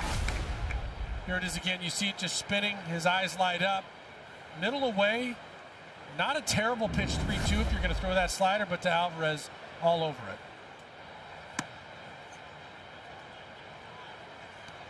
So the Mets, who had hit just 5 home runs in their first 7 games, have hit 3 tonight, and they've all come from the bottom part of the order. Semien and Alvarez twice. 2 balls and a strike to Lindor. Yeah, some really good things that we're seeing in this box score tonight. That's hits by Bo Bichette and Marcus Semien, both RBI base hits. A couple hits for each of them, looking better at the plate. And then obviously the 2 homers by Alvarez. So after his passed ball brought in a run in the last half inning, Alvarez quickly makes up for it with his second home run of the night. By the way, it's midnight in Manhattan. Listen to your junk man. Well, Lindor just got a piece of that to stay in the at-bat. Fans are going to stay with us this Saturday, Karen. Watch this completion of this one. Nolan McLean, very, very good and entertaining. Well, not only that, but, you know, tomorrow night, game starts a little bit earlier. So 9:05 New York time tomorrow night, so you barely need a nap. And we might even finish it prior to the change over to Easter Sunday. And there's ball 4. Lindor stopped the swing. So he draws his 10th walk of the season, leading the National League. Back to the home run here by Alvarez, and no doubter, pulls it.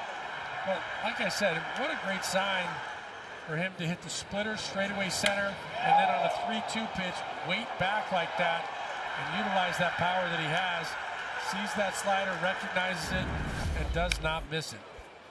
By the way, I mentioned that he hit it past the ambulance because they made a big deal of the fact during the first series of the year that Aaron Judge hit the ambulance in the left field corner. He did. I remember seeing that right on top of the ambulance. Well, you know what, Aaron? Alvy got you. Alvy cleared the ambulance. It was like Bob Beeman going beyond. Beyond. Like Evel Knievel. Evil, man. Yeah. He would go beyond and still crash oftentimes. It became a part of the act.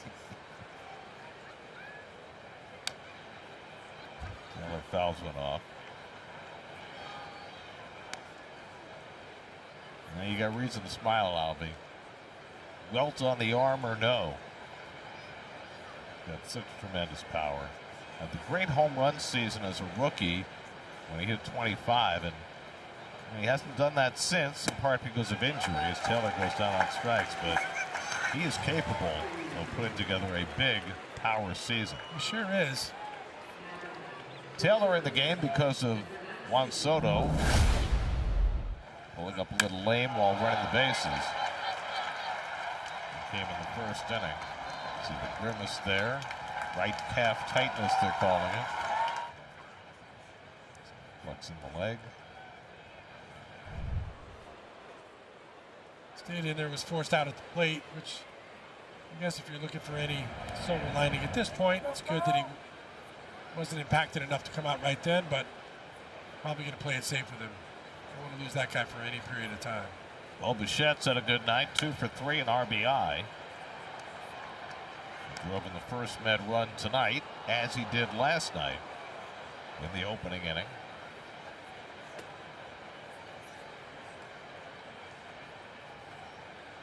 Mets might have more tonight, but for 3 double plays they've grounded into. They had only grounded into 2 double plays in their first 7 games this year, but 3 tonight. Matt Gage, the lefty, is up in the Giants bullpen.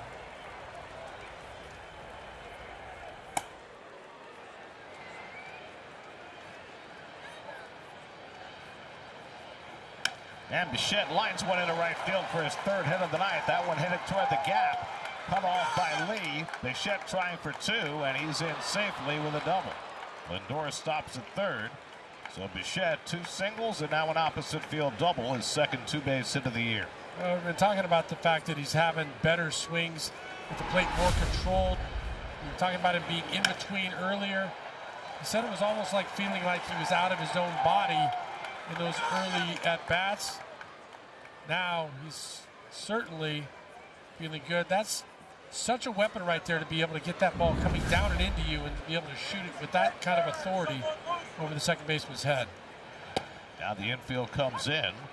That's with a 6-2 lead and a chance to add to it with Luis Robert at the plate.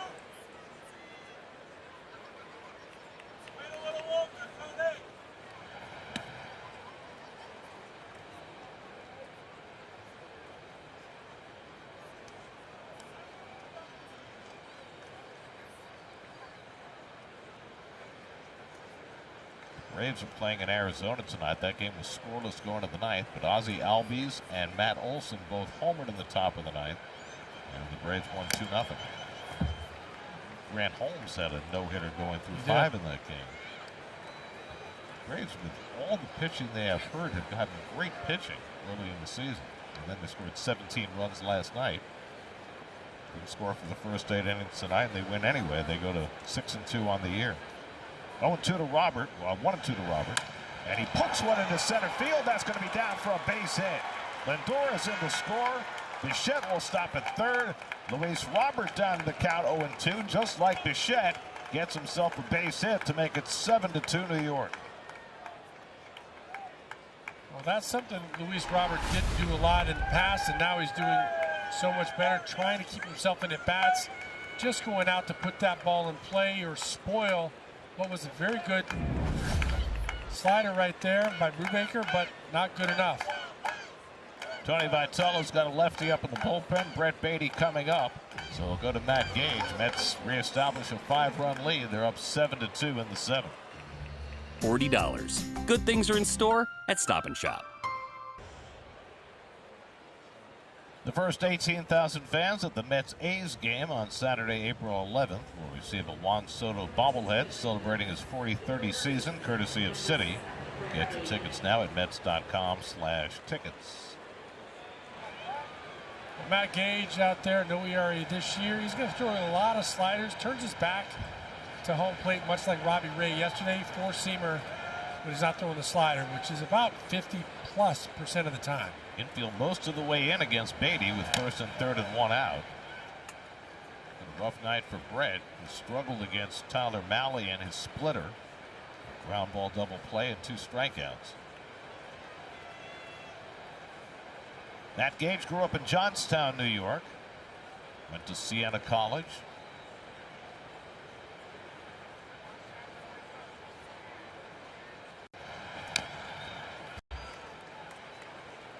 could be a good big at bat for Brett Beatty right now. He's got an opportunity to drive in a run, big opening on the left side of the field, which we know he can shoot that ball through there, especially with 2 strikes. Stay on the lefty right here, find a way to get that run home, build that confidence. He knows he's going to see nothing but sliders from Gage. And he gets fastball. Well, that was just to show him. You were right. He's 0-2 right now on 2 sliders. Shows him that fastball at 92 up in his eyes. Change the eye level a little bit so he can come back with the slider, which is what he wants to get him with. This year, Gage has thrown his slider 68% of the time. This is down with it. 2 balls, 2 strikes. Good take by Brett right there. He's got to be thinking along with us here. He knows that Gage throws that pitch a lot and has thrown it a lot this year. Just got to try to stay on it and not pull it. Francisco Alvarez led off the inning with a home run, his second of the night, his 6th career 2-home run game. Robert with an RBI single, and now Beatty trying to pick up Bichette from third. He goes down swinging on the high fastball, and Gage has a strikeout. Third time Beatty struck out tonight. 2 down. Well, the fastball slider combination, that's another one to show him. Up above the zone, most likely couldn't lay off.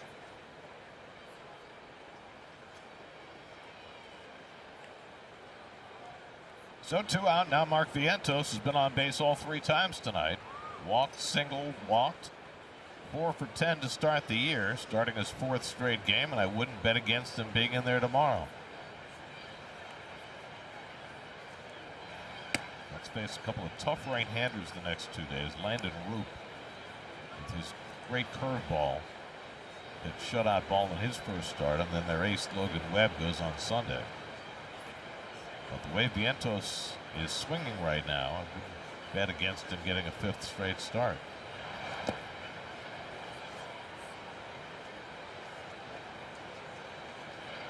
Mark looks so much more relaxed at the plate right now. Even his takes, barely any movement, staying upright. The goals are ready. Goals are circling.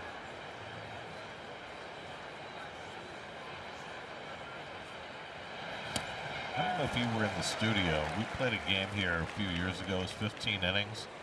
And, you know, the goals know when the games are supposed to be over. But, you know, we were playing until midnight, past midnight in San Francisco. And the goals were basically blocking our center field camera. They were so thick above the field. And Vientos dunks one into right center for a base hit. Bichette comes in to score. Vientos has been on base 4 times tonight. His RBI single makes it 8-2 New York. Yeah, you're not taking him out of the lineup. No, I wouldn't think so. Obviously, the next couple of righties are tough right on right.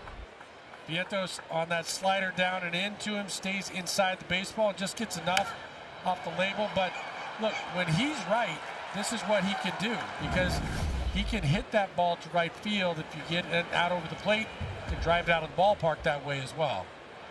Now Marcus Semien has had a big night. He drives this one out to right center field. Coming over is Lee, and he gets there to make the catch. That retires the side. But the Mets tack on 3, including Alvarez's home run, his 2nd of the night. Honda dealer today.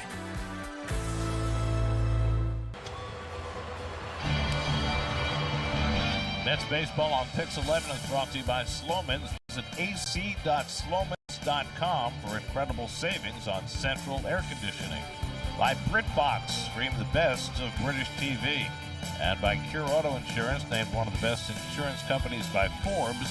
Visit Cure.com today and save. Home 7th inning in San Francisco. Mets with an 8-2 lead, trying to snap a 3-game losing streak. Oscar Brazaban on to pitch. Oscar Brazaban is very, very good. That 96, 97 mile an hour sinker with the changeup to go with it. And Chapman takes a strike. Chapman's been up twice, popped up both times. Nolan McLean had a no-hitter going for 5 1/3. He was perfect for the first 5. But in the 6th, he walked a pair, gave up a run-scoring double to Willie Adames. He left. A pass ball brought in a second run, but the Mets then tacked on 3 more in the top of the 7th to build their lead back. Brazoban picks off the outside corner with that sinker. 1 ball, 2 strikes. Jung-Hoo Lee on deck, and then Elliot Ramos for the Giants. Chapman challenging that strike call. And it's a strike. So the Giants are now out of challenges for the night. Sorry. I mean, it probably doesn't matter, but say they rally back and get close in this game. All of a sudden, they're going to need that challenge. I don't know why you would use it when it's 8-2. It doesn't make sense. Sometimes, like I said, I still think the guys are going to be a little bit emotionally attached to the challenge as well. Knee-jerk. I just wonder, you know, if certain guys start using challenges willy-nilly in what you'd have to consider a selfish manner as Chapman strikes out, I wonder whether that's going to create problems within teams. I think it's going to depend on how people manage it. Look, Chapman, we've already seen the way he, reacted the other day. He's an intense player. He's a leader on this club. He may be a guy that nobody says anything to, but I think you're right. Using challenges in the first inning and unimportant challenges, as we've already talked about on occasion, seems like there's going to have to be some protocols that might be put in place with some of these teams. Jung-Hoo Lee came into the day hitting .394 for his career against the Mets, but he's gone 0 for 2 tonight. He taps that one foul. 0-2. Brazoban last pitched day before yesterday in St. Louis. He gave up a run-scoring single to Nolan Gorman, but nothing else as the Hooligans peek in at Jung-Hoo Lee. On the other side of the challenge discussion we're having, I think, when Nolan McLean had himself an inning going, he still hadn't surrendered anything.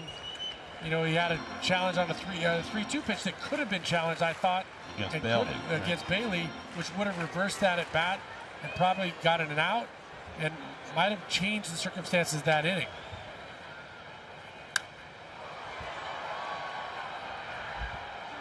Well, I mean, I've seen comments from catchers. I saw one in particular from JT Realmuto the other day. He said, catching is challenging enough, and now you're tasked with this decision-making, which you have to make instantaneously based on the situation.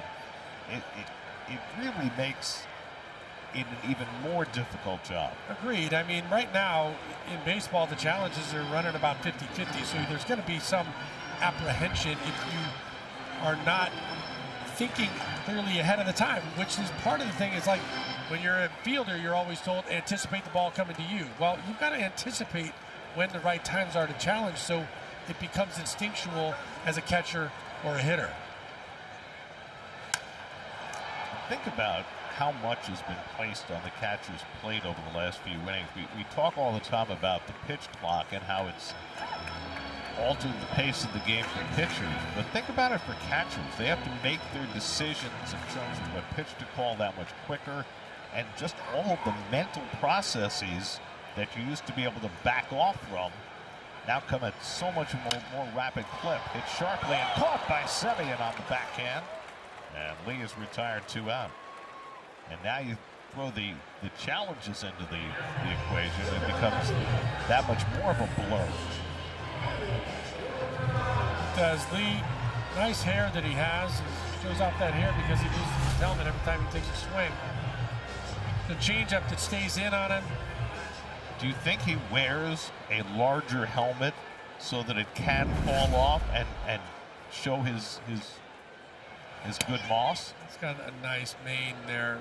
Sometimes it's nice to show it off, but it feels like you could swing and lose it in front of your eyes and not actually clear it as well.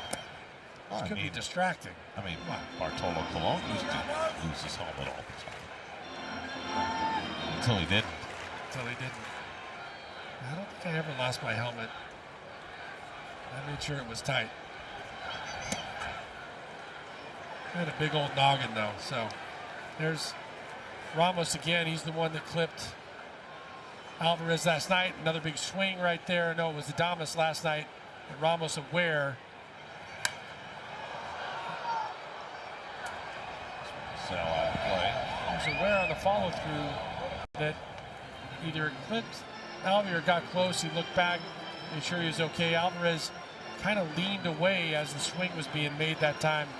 Wasn't going to get clocked on that wrist again. Another strong outing for Brooks Raley tonight. Came in with a difficult situation to manage, and he struck out Devers and got a rise on a ground ball.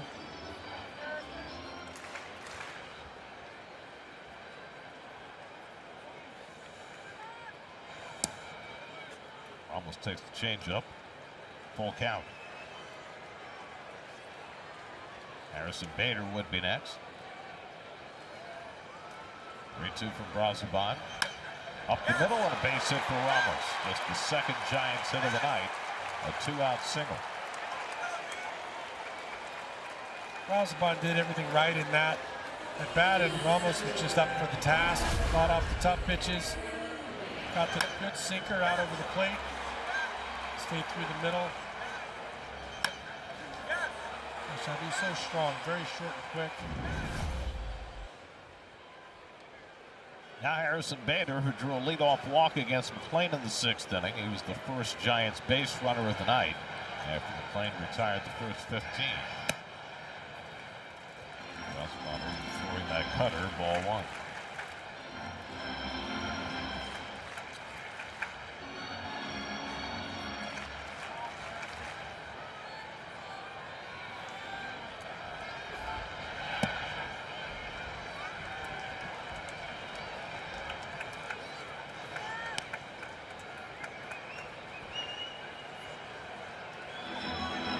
It used to be that players only wore eye black for day games. Yeah, I could never wear this stuff. Even for day games you didn't wear? No, you know what? I sweat so much that within 10 minutes of putting it on, it felt like I was rubbing it all over my face, and it was not a good look or very effective. Well, now some guys, you know, they like the smeary eye black look. Yeah, I think it's a thing. I think it's, you know, more for look and show and, you know, war paint than effectiveness. I've never really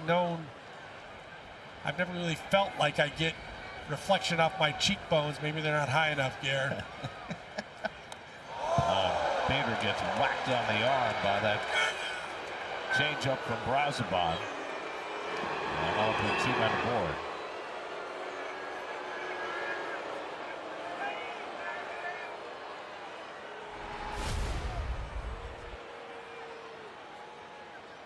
They say he swung. I think it got a piece of the knob as well as his hand. At least that may be what they're considering right now.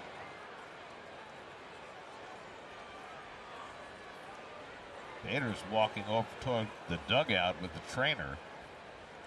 The call on the field appears to have been a foul ball. It looked like it hit him flush on the arm. I think on the replay it might have got the knob with the meaty side of the hand. You watch his hand come forward a little bit and then gets that knob right there at the same time as it catches the side of his left hand, which doesn't make it hurt any less, but it is something that may be ruled a foul ball. The Giants have run out of ABS challenges, but they still had a replay challenge in their pocket. Chris Conroy and James Hoy are the crew chiefs in the replay center. Certainly Bader got hit. The question is whether it got the knob as well, which would make it a foul ball. You know, sometimes the sound is the giveaway on that. You could hear a little bit of click like it hit the bat, and you hope that's not the sound of a guy's bone, but in that particular case, I thought maybe it got a piece of the knob with the hand. Well, also the distance that it traveled after the carom would be more in line with it hitting the bat. than hitting the hand. Well, this one they're taking a long time to adjudicate. I mean, there aren't that many other games going on right now. They should be able to get to this quickly. Oh, I see. There's a challenge in the game in Anaheim at the same time on a hit by pitch. So they're having to adjudicate two at the exact same time. That's why it's taken so long. Well, there's the replay center. It never looks like there's a whole lot of urgency going on. And did you see the other one on the board inside? The count remains 2-2. San Francisco loses their challenge. So the call stands. So the call was immediately called foul ball, and that might have been because of the two things that we talked about, the sound and the distance of the ricochet was upheld. Not enough evidence to overturn it, so Bader back in with a 2-2 count with a runner at first. Takes that cutter out of the strike zone, 3-2. I think we've seen our fair share of full counts in this game. I think that is 13 for the Giants. 13 full counts. Ground ball hit to short. Nice easy hop for Lindor. And he throws out Bader to end the inning. One hit and one left. 0% APR on select 2026 Frontier trims. High-level confab in the Mets dugout. Pitching coach Justin Willard, his assistant Dan McKinney, Kai Correa, the bench coach, Carlos Mendoza, all discussing late inning strategy. Richard Lovelady gets up in the Mets bullpen. Looks like he'll get the bottom of the eighth. Meanwhile, Carson Bench leads off the top of the eighth against Matt Gage, who got the last two outs in the seventh. Bench has gone 0 for 3 tonight. Now hitless in his last 10 at-bats. Mets have had some breakout games tonight. Alvarez with the 2 home runs. Bichette 3 hits and an RBI. Semien a home run and 3 RBIs. Bench, though, has struck out, flied out, and hit into double play. I thought it was interesting talking to Carlos today. About a move we're talking about in St. Louis. Tyrone Taylor coming to the plate right on right. He decided to go with Carson Bench, who they brought in the left-hander Romero. And he said he wanted to see what the kid can do left on left. And he wants to give him some opportunities in that situation to test him. He's shown that he can hang in there on lefties in spring training. He's trying to get him right early in this season. It seemed like a lot to ask at the time to have him come in cold off the bench against one of the best left-on-left relievers in the game. But, you know, you got to find out what you got here.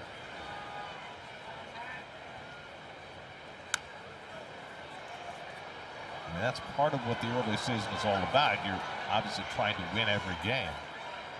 But if Benj is going to be here and stay here, then you have to find out what he's capable of and what he's not. And as he said, he showed that ability in spring training. Wants to see if he can carry it into the regular season. Goes off the fastball from Gage. Well, Alvarez is on deck with a chance for a 3 home run game. And it looks like he'll get the at-bat against the lefty. Last 3 home run game would have been Lindor, right? Against the Yankees. Their ball popped foul, backing out of play. Benj having this at-bat is a little more reminiscent of some of the ones I saw in spring training. He's been big so far. When I say he's been big, he's been swinging big like he wants to pull. He's been trying to get the balls to the pull side. But his game is up the middle and to the left side. He's stayed back a little bit better this at-bat. And that's low ball 4, so he's able to take the slider out of the strike zone on 3-2, a 9-pitch walk. And Benj is on for the first time tonight. Big night already for Alvarez. Both off speed pitches. There's a splitter the first time up straightaway center field on a first pitch. And then on a 3-2, staying back on the slider and hitting it, as we talked about, over the ambulance. So a good night for Alvarez. Both of those home runs. Chance for his first career 3 home run game. And he fouls back the first pitch fastball, 0-1. Looks like he might have been thinking about it as well, Gary. Took a nice big hack on that one straight away. He said 1 to center and 1 to left if he wants the complete trio He could hit one to the water in right field. That would be quite the trio.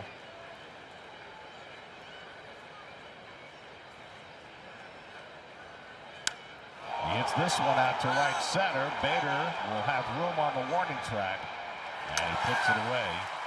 Back to first goes Bench. So Alvarez took a shot at it. He did, and he got it well. And maybe in another ballpark, that's a home run, but place that a lot of balls go to die is this center, right center field. Harrison Bader does a good job controlling it out there. But nice at bat again by Francisco Alvarez. See a little bit of a smile on his face. He thought he got it maybe enough, but not quite in this big ballpark. So 1 out and 1 on now. Francisco Lindor, who singled and walked, scored 2 runs tonight. His first right-handed bat of the night. And he takes a strike. Lindor's just 1 for 9 as a right-hand batter this year. You notice the goals are getting a little bit lower with each passing inning. I was going to say something, but man, they're coming in and out, in and out. They are ominous. Ready to scavenge. They're looking for the odd garlic fry.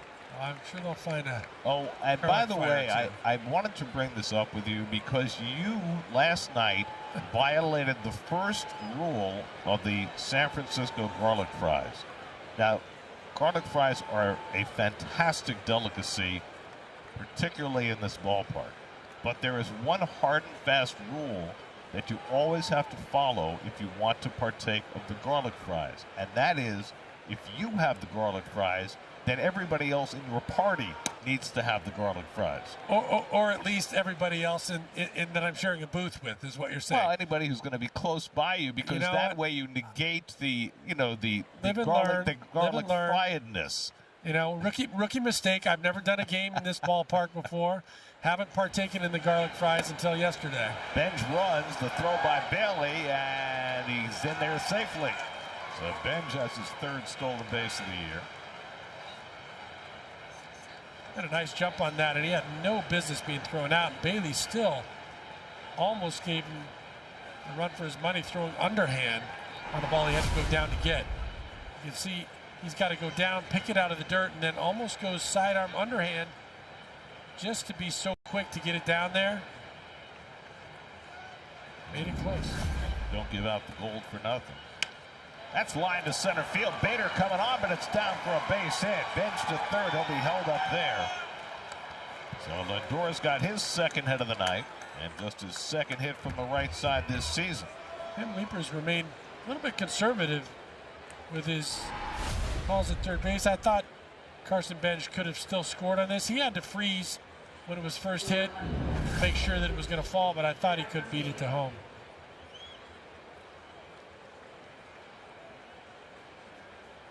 Now runners at the corners with 1 out. Mets now with 13 hits on the night. That's a new season high.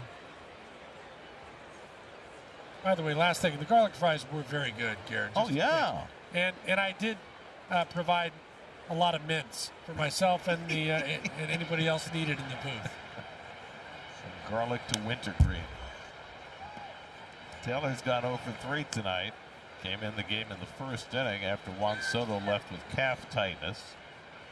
That will certainly be the first question in the post-game press conference, even before the Nolan McClain 5 perfect innings. Bench at third, Lindor at first with 1 out. Taylor takes upstairs from Gage. 1 ball, 1 strike.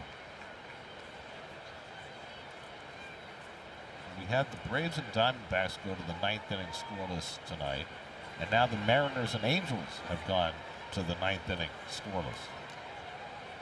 Brian Wu and Reed Detmers with changeup. It's 1 and 2 to Taylor. Nets got started early. They got 2 in the 1st and 3 in the 4th against Tyler Mahle, who went the first 5 innings. Then they had 3 in the 7th against JT Brubaker. Now trying to scratch against Gage in the 8th. 2 out of Taylor, 2 balls, 2 strikes. Bichette the on-deck batter. You know, the Gulls are very smart. They're considered very intelligent birds with great memories. They know exactly what they're after. Last night we started the game a half an hour earlier, so the goals stayed away. Game starts a little later tonight, and they are ready to go. Yeah, what if they can read the scoreboard? They seem to know.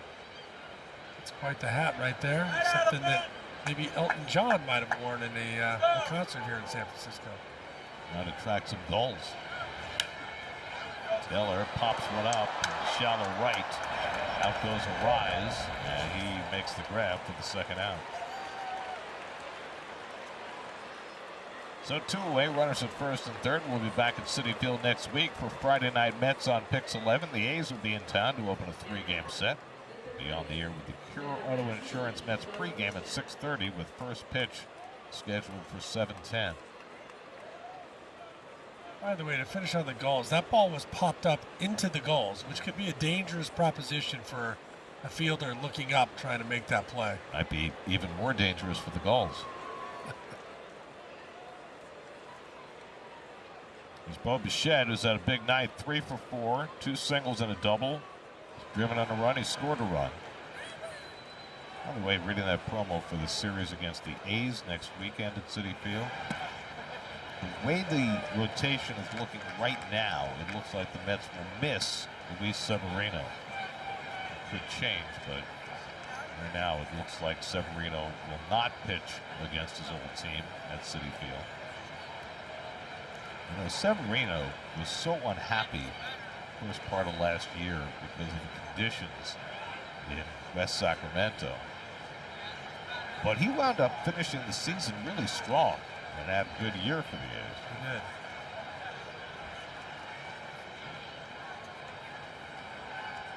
Lindor dancing off first, getting Gage's attention. Bichette takes a lot of high strike, and it's 1-1.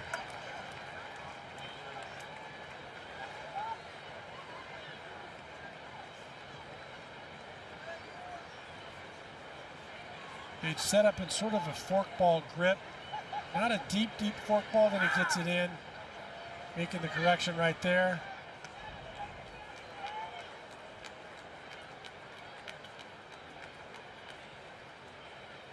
Most guys that have a split or any kind of a forkball start with the ball in their fingers like that, so you can't see them push that when they put it in their glove and pick it. They start with it. It's easier to go to the fastball grip. Lindor runs, and the pitch is low to Bichette, and Lindor steals the base standing up. So the Mets with 2 stolen bases in the inning, with a 6-run lead in the 8th. What do the unwritten rules have to say about that? Well, I guess the unwritten rule is that they were holding him on and had a pickoff move the pitch before, so I guess that means you're okay to go. Bichette golfs one foul, and it's 2-2. I'm always confused about, you know, what inning, how much you have to be ahead. You know, unless the other team is going to stop trying to catch up, I don't see anything wrong with it.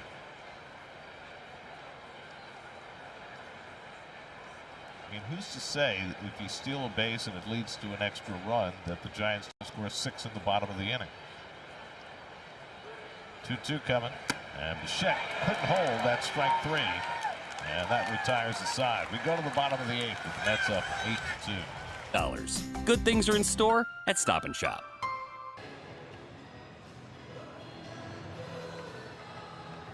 Well, the Seagulls have found their prey. Pizza goal. No garlic fries, but pizza in the house. It's the pizza goal. Oh, they're sharing. See, they know the unwritten rule. They know to share. And they know to come down between innings rather than coming down when the game is going on.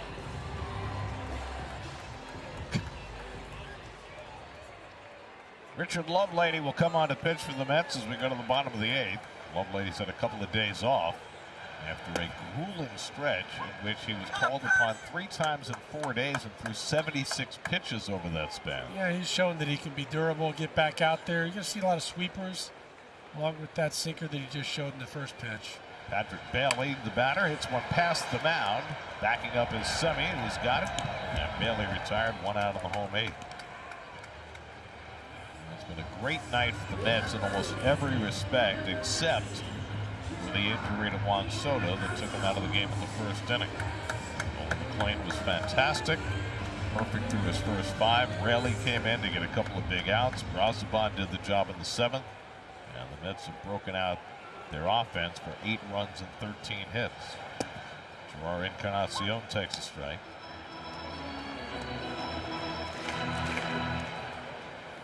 Encarnacion, a late addition to the lineup after Casey Schmidt was scratched with lower back tightness. He struck out and fly to right 0 for 2. So we'll have Clay Holmes going tomorrow in Game 3 of this series. Don't forget that starts a little bit earlier, 9:05 Eastern Time first pitch on SNY. That foul when it's 1-2. And then Sunday afternoon, Kodai Senga goes for the Mets against Logan Webb. Mets finally got to Webb last year here. He had been almost untouchable for the Mets through the early portion of his career.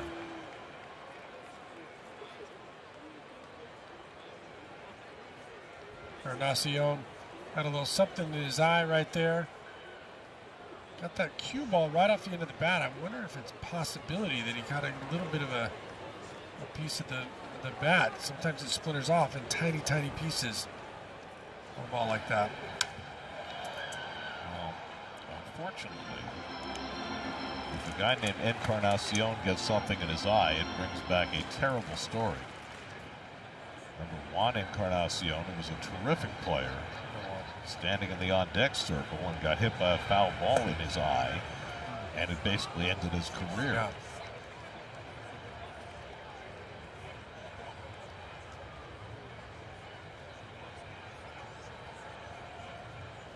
Two for the Lovelady. Fouls off that slider to stand the bat. That being said, I'm so surprised guys get as close as they do to home plate in the on-deck circle. And obviously, with a right-handed hitter, you're not really in danger. You see Adames on deck there very, very close, but see it on the other side as well. Right. Take a late hack like that, and you might be vulnerable. That was close to getting somebody in the dugout right there. Well, in the old days, it would have gone in the dugout. Did you play in the time before fences in front of the dugout? There was a couple that didn't have fences, yeah. Not a lot. I mean, it's amazing the difference now where you've got those fences and everybody hangs on the front, or they can sit safely in the back. But it used to be there were no fences in front of dugouts. And are you suggesting I'm old? What is the definition of old days, Garrett? Well, let me just put it this way. That's line down the right field line by Encarnacion. He buries that ball in the corner. Dames plays to Karam, and Encarnacion hustles into second base with a 1-out double. His first hit of the season.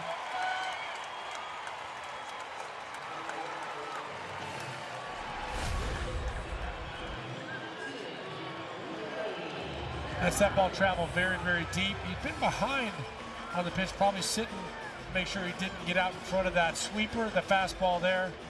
Stays through it, able to drive it down the line. Bench wanted to come up and throw, but bobbled it to give him enough time to get to second base. It's the third hit for the Giants tonight. Willie Adames had the first one, a double against Nolan McClain in the 6th inning.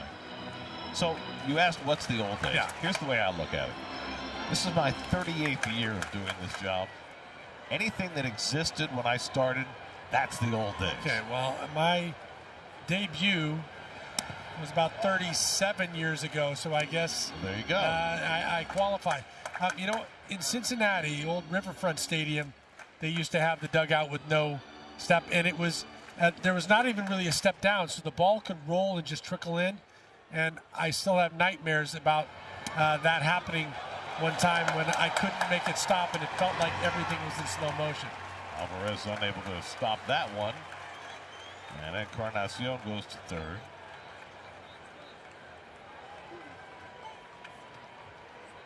Second pass ball of the night for Alvarez.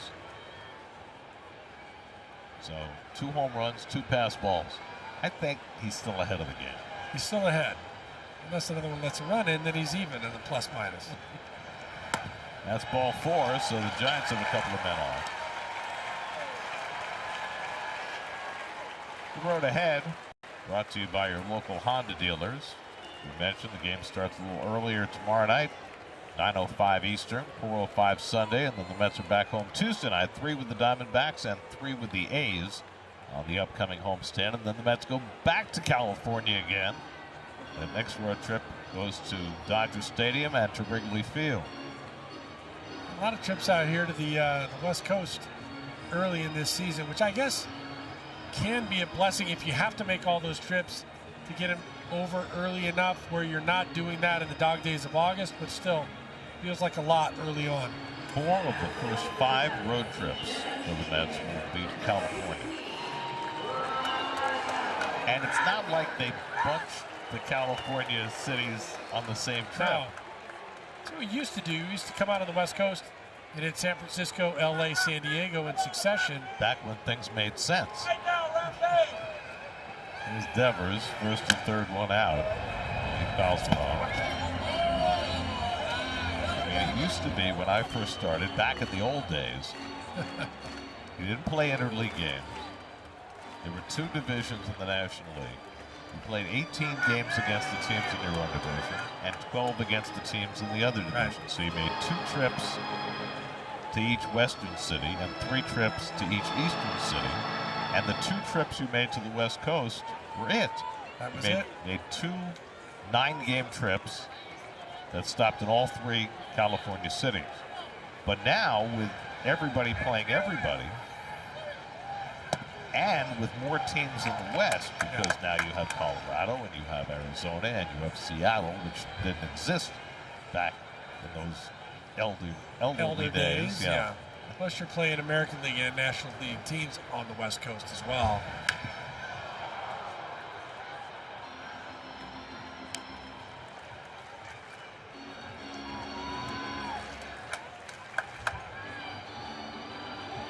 See Devers, he has that very unusual stance. He'll spread that out and put that right foot almost out of the box right there, but his toe's still in. So no problem, strides closed. You can be on the line, and that still counts as being in the batter's box. That's like the ball that hits the foul line is a fair ball, which means that it's not really the foul line, it's really the fair line. Indeed. 2-2 coming. Swing and a miss. He got him with the sweeper. So Lovelady strikes out Devers for the second out. One more thing back to those old days, that as Lovelady gets the good sweeper right there. Devers been on everything all night. Got a little anxious on that one. Jumps out in front. 3rd strikeout for Devers tonight. 2 out now. Arise, and he swings and misses at a sinker. Rice has gone 0 for 3 tonight. I don't think Luis Rice has ever had an 0 for against the Mets. He came into the night hitting .416 for his career against the Mets, best in history. But 0 for 3 in this game. And he grounds that one foul, and it's 0-2. Yeah, he's tough to put an 0 for. I mean, reminds me a lot of the way Tony Gwynn put the ball in play and put the ball in play consistently. You see him looking around, even with 2 strikes, seeing where the holes are. And he pops this one up into shallow center. Out goes Lindor. Over the shoulder, can't make the catch. So Arise gets a base hit. It drives in a run. Cuts the Met lead to 8-3.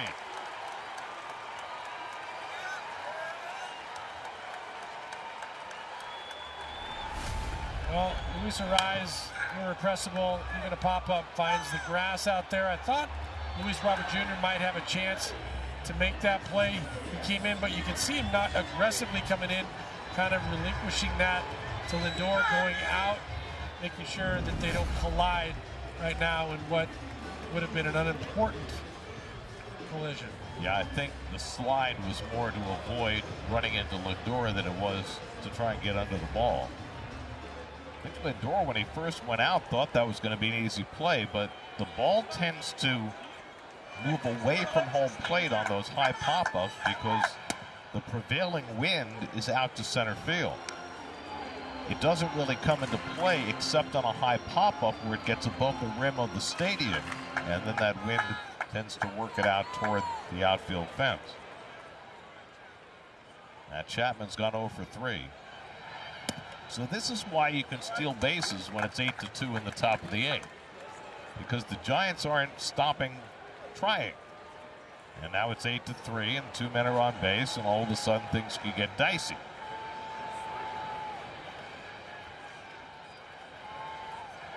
I mean, certainly the hope for Carlos Mendoza after Brazoban pitched the 7th was that Lovelady would pitch the 8th and Luis Garcia, who hasn't pitched in nearly a week, would pitch the 9th. But if it gets too much closer, then you're going to have to go to your better relievers. And for the Mets, because Sean Manaea got 11 outs last night, they've got everybody in that bullpen rested, including Luke Weaver and Devin Williams, who are their late inning guys in close games.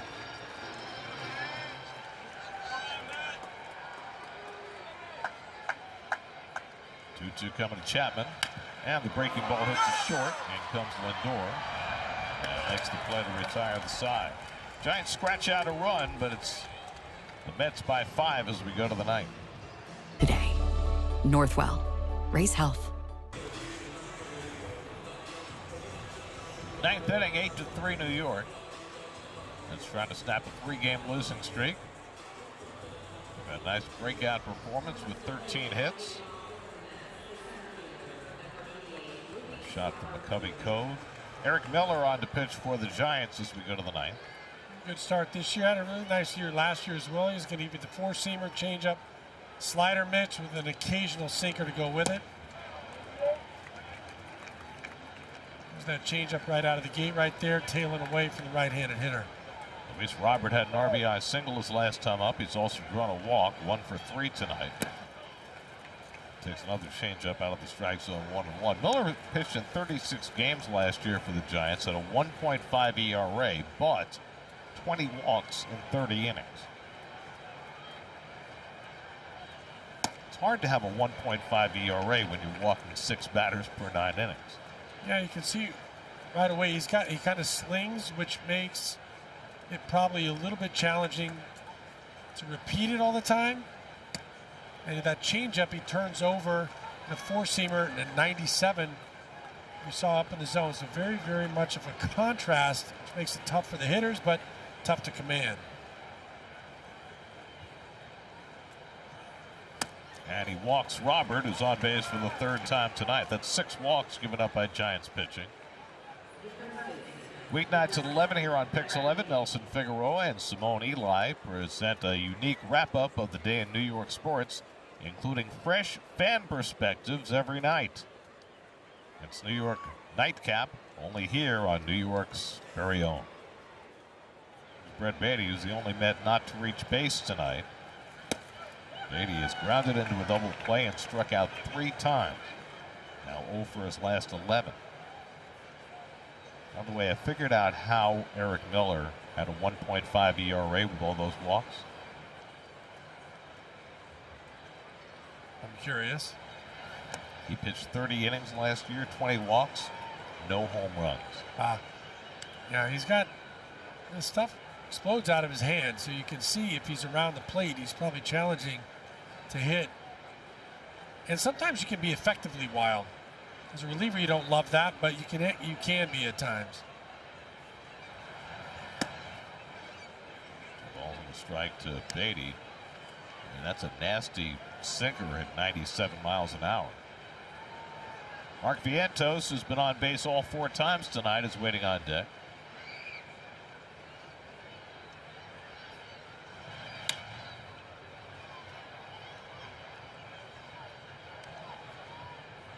And there is Luis Garcia, who, as we expected, will pitch the 9th inning for the Mets. He's pitched since Sunday. Although he was up twice last night. That's lined the other way by Beatty. Ramos comes on and can't get it. It goes all the way back to the wall. Robert racing for third. He's going to be waved around by Tim Leeper. Beatty stops at second with an RBI double. Ball gets loose, but backed up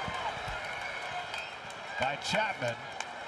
Red Beatty, after a rough night, has himself an opposite field double to drive and a run to make it 9-3 New York. Ramos tries to make the great play on that, but that's really good job staying short and quick to the baseball. That's what we saw him doing so much in spring training. He's been a little bit big so far. Ramos thinks he's got a chance at this and turns it into a double, but why not make the do or die effort at that point?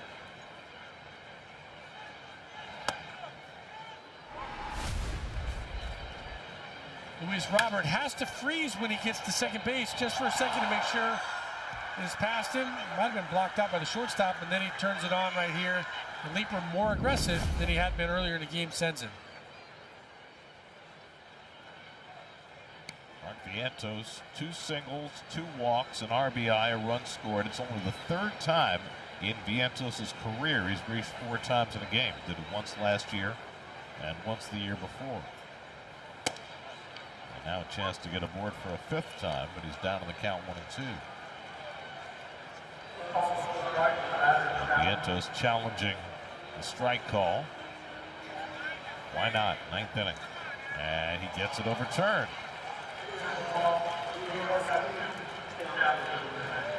So the Mets have been successful a couple of times. They still have their 2 challenges left.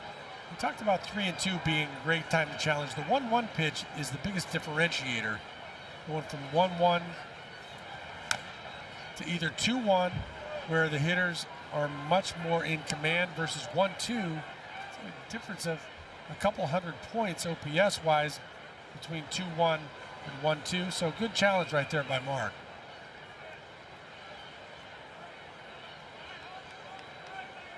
Well, the challenges don't carry over to tomorrow. So if the 9th inning and you have both of your challenges, might as well roll it out there.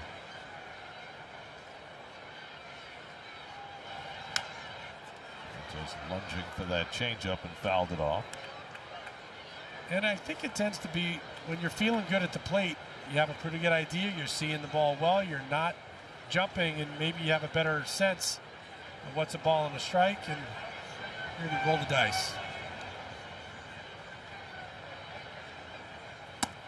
Up and in, a full count to Mark.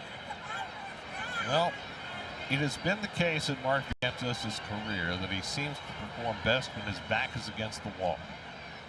That's where he was when this year began, and now all of a sudden, he's the hottest hitter on the team. He goes down swinging here on the changeup. Retired for the first time tonight. 1 out at the top of the 9th. And now Marcus Semien, who's had a big night. RBI single in the first, 2-run homer in the 4th. His first as a Met.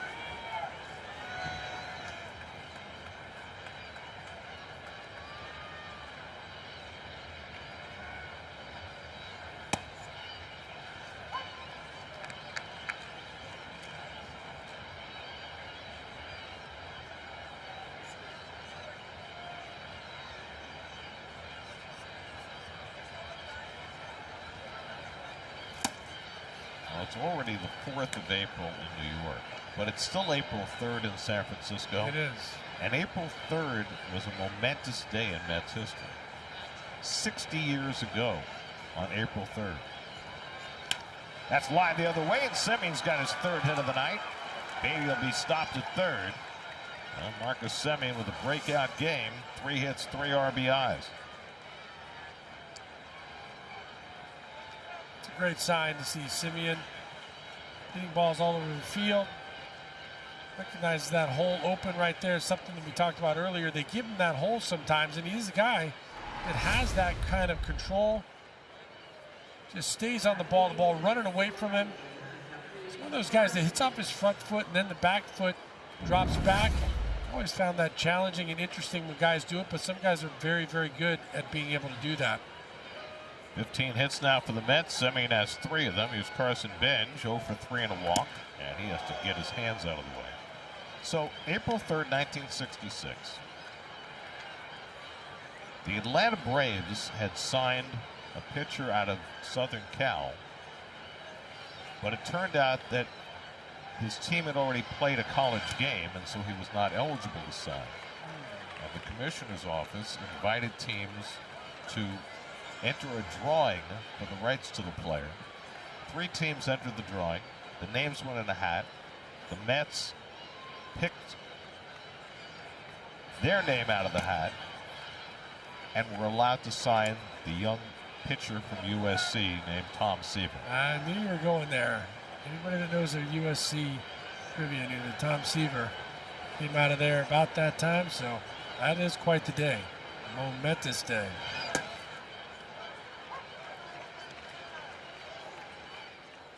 The franchise. 3 Cy Young Awards, Rookie of the Year, won 25 games in that 69 season. Full count to bench. Knowing what I know about him and how historic it still amazes me when I sometimes look at his baseball reference and just look at the numbers, the sheer numbers, the volume, the complete games, the shutouts. That's phenomenal. Dominance. Rolled over to the right side. A Rise will get the out at second. No chance to double a Benj, and Beatty comes home with the 10th Mets run of the night. So Benj picks up his 2nd career run batted in on the 4-6 fielder's choice. Well, that was Seaver's 69 season. 18 complete games, 5 shutouts. In Game 4 of the World Series, he went 10. Might not have gone that far if it not have been for Ron Swoboda making one of the most incredible catches anybody's ever seen. Miller out, pitching change. Seaver with his dad Charles, who was a great golfer in his time. Pitching change for the Giants. We'll be right back.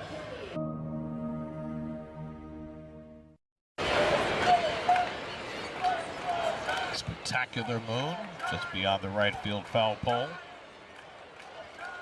That is quite the move. I'm not seeing the birds in that picture.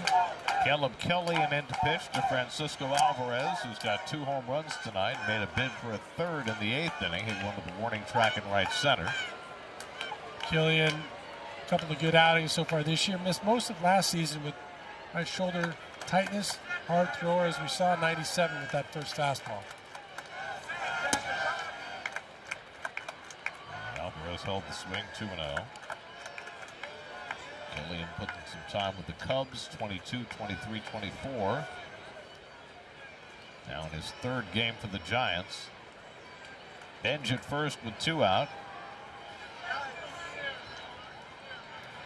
And as the goals swarm a little bit lower, Alvarez takes a strike, 2-1.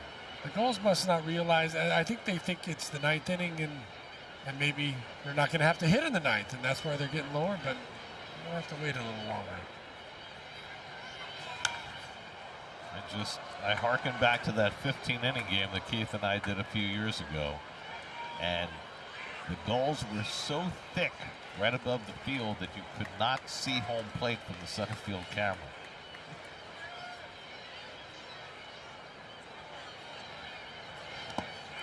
And Alvarez went around for strike 3, and that'll do it for the Mets in the top of the 9th. They tack on a couple of runs, 3 outs to get, leading 10-3.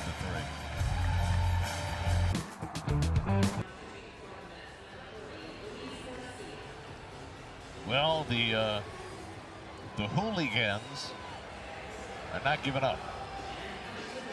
Who? The ends. Well, these kids are making sure they're going to stick around and have some fun. Got some good music playing. Trying to get some hooligans to rally for a 9th inning comeback. Luis Garcia on to pitch for the Mets. First time out since last Saturday against the Pirates. And his first pitch misses high for ball 1. Garcia was utterly dominant in spring training, but has struggled so far since the season began. 39-year-old right-hander facing Jung-Hoo Lee, leading off in the last of the 9th. And Lee fouls away a fastball as he almost lost his helmet again. No surprise, but that hair still looks good, so he slicked it back, put it on. Looks a little big, that helmet. Looks like he could use something a little bit more fitted. Come on, Elliot. Give us some action, Elliot. Elliot Ramos on deck, and then Harrison Bader against Garcia. Trying to finish this one off for Nolan McClain, who was perfect for 5. Held the Giants without a hit for 5 in the third. Brooks Raley, Brazoban, Lovelady, and now Garcia following. And he catches the inside corner with that sinker. 2 balls, 2 strikes. Good front door sinker right there. You can see the sinker split combination, and we were pointing out starting with the split finger grip so that it's easier to move to the sinker. He fouls off that splitter. Stanley at bat. Nice play by a fan down the left field line right there. They're still enthusiastic.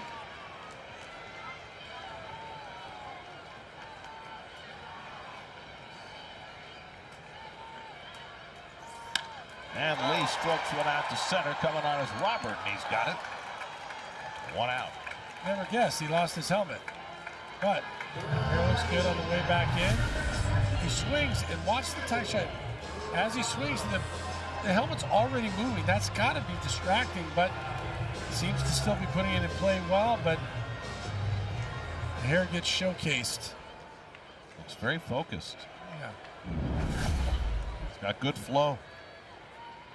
There's Elliot Ramos. I just want everybody watching to know how much we appreciate them watching at 1:16 in the morning. It means a lot to us that you hang with us for all these hours past your bedtime. And you're going to hang with the crew that's to follow us. I've been there many times in that studio. That's off Garcia and then under Semien. And Ramos has a pinball base hit. Semien had to adjust after that ball deflected off Garcia's foot and could not get over to make the play.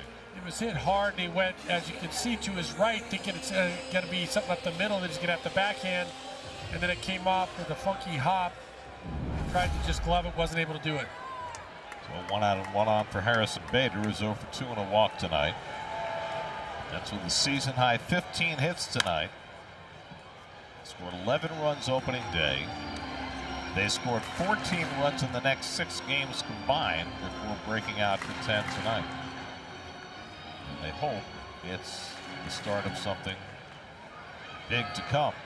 Got to get back to 500 with a win tonight after losing their last 3.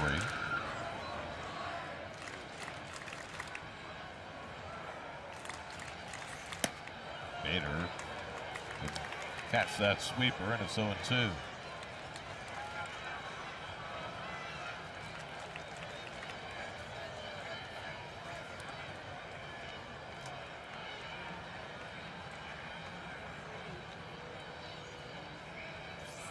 And Bader waves at strike 3. So Garcia with the sweeper picks up his first strikeout, and the Giants are down to their final out of the night.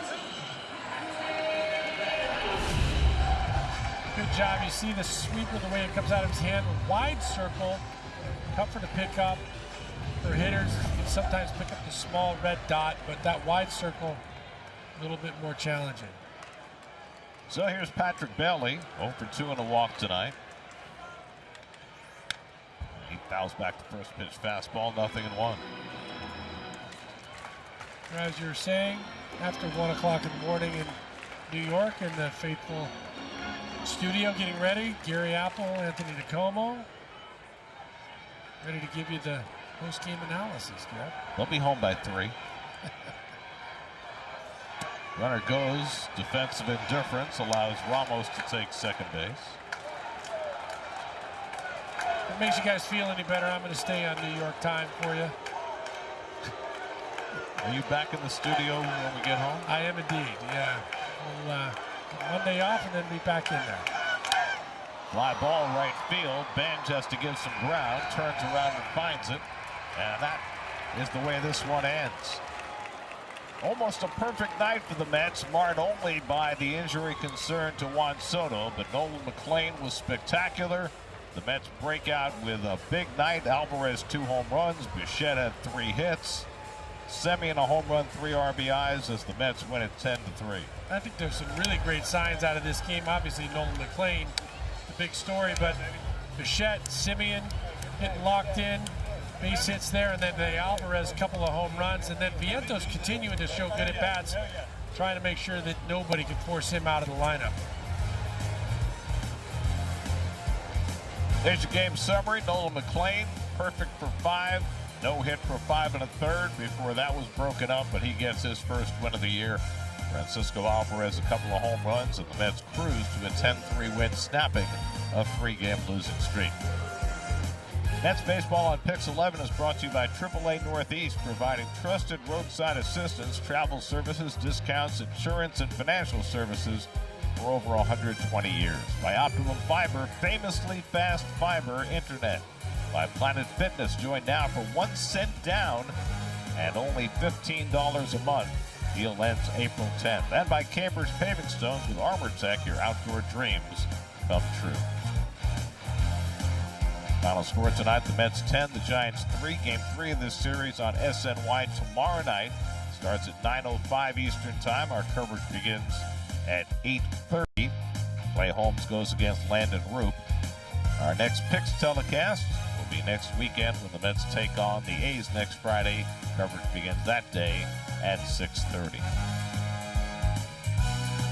Coming up on Pix 11, it's American Bible Challenge. And on SNY, it's Mercedes-Benz post-game live.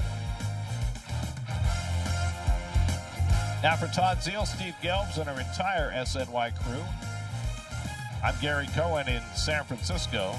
We'll see you tomorrow over on SNY.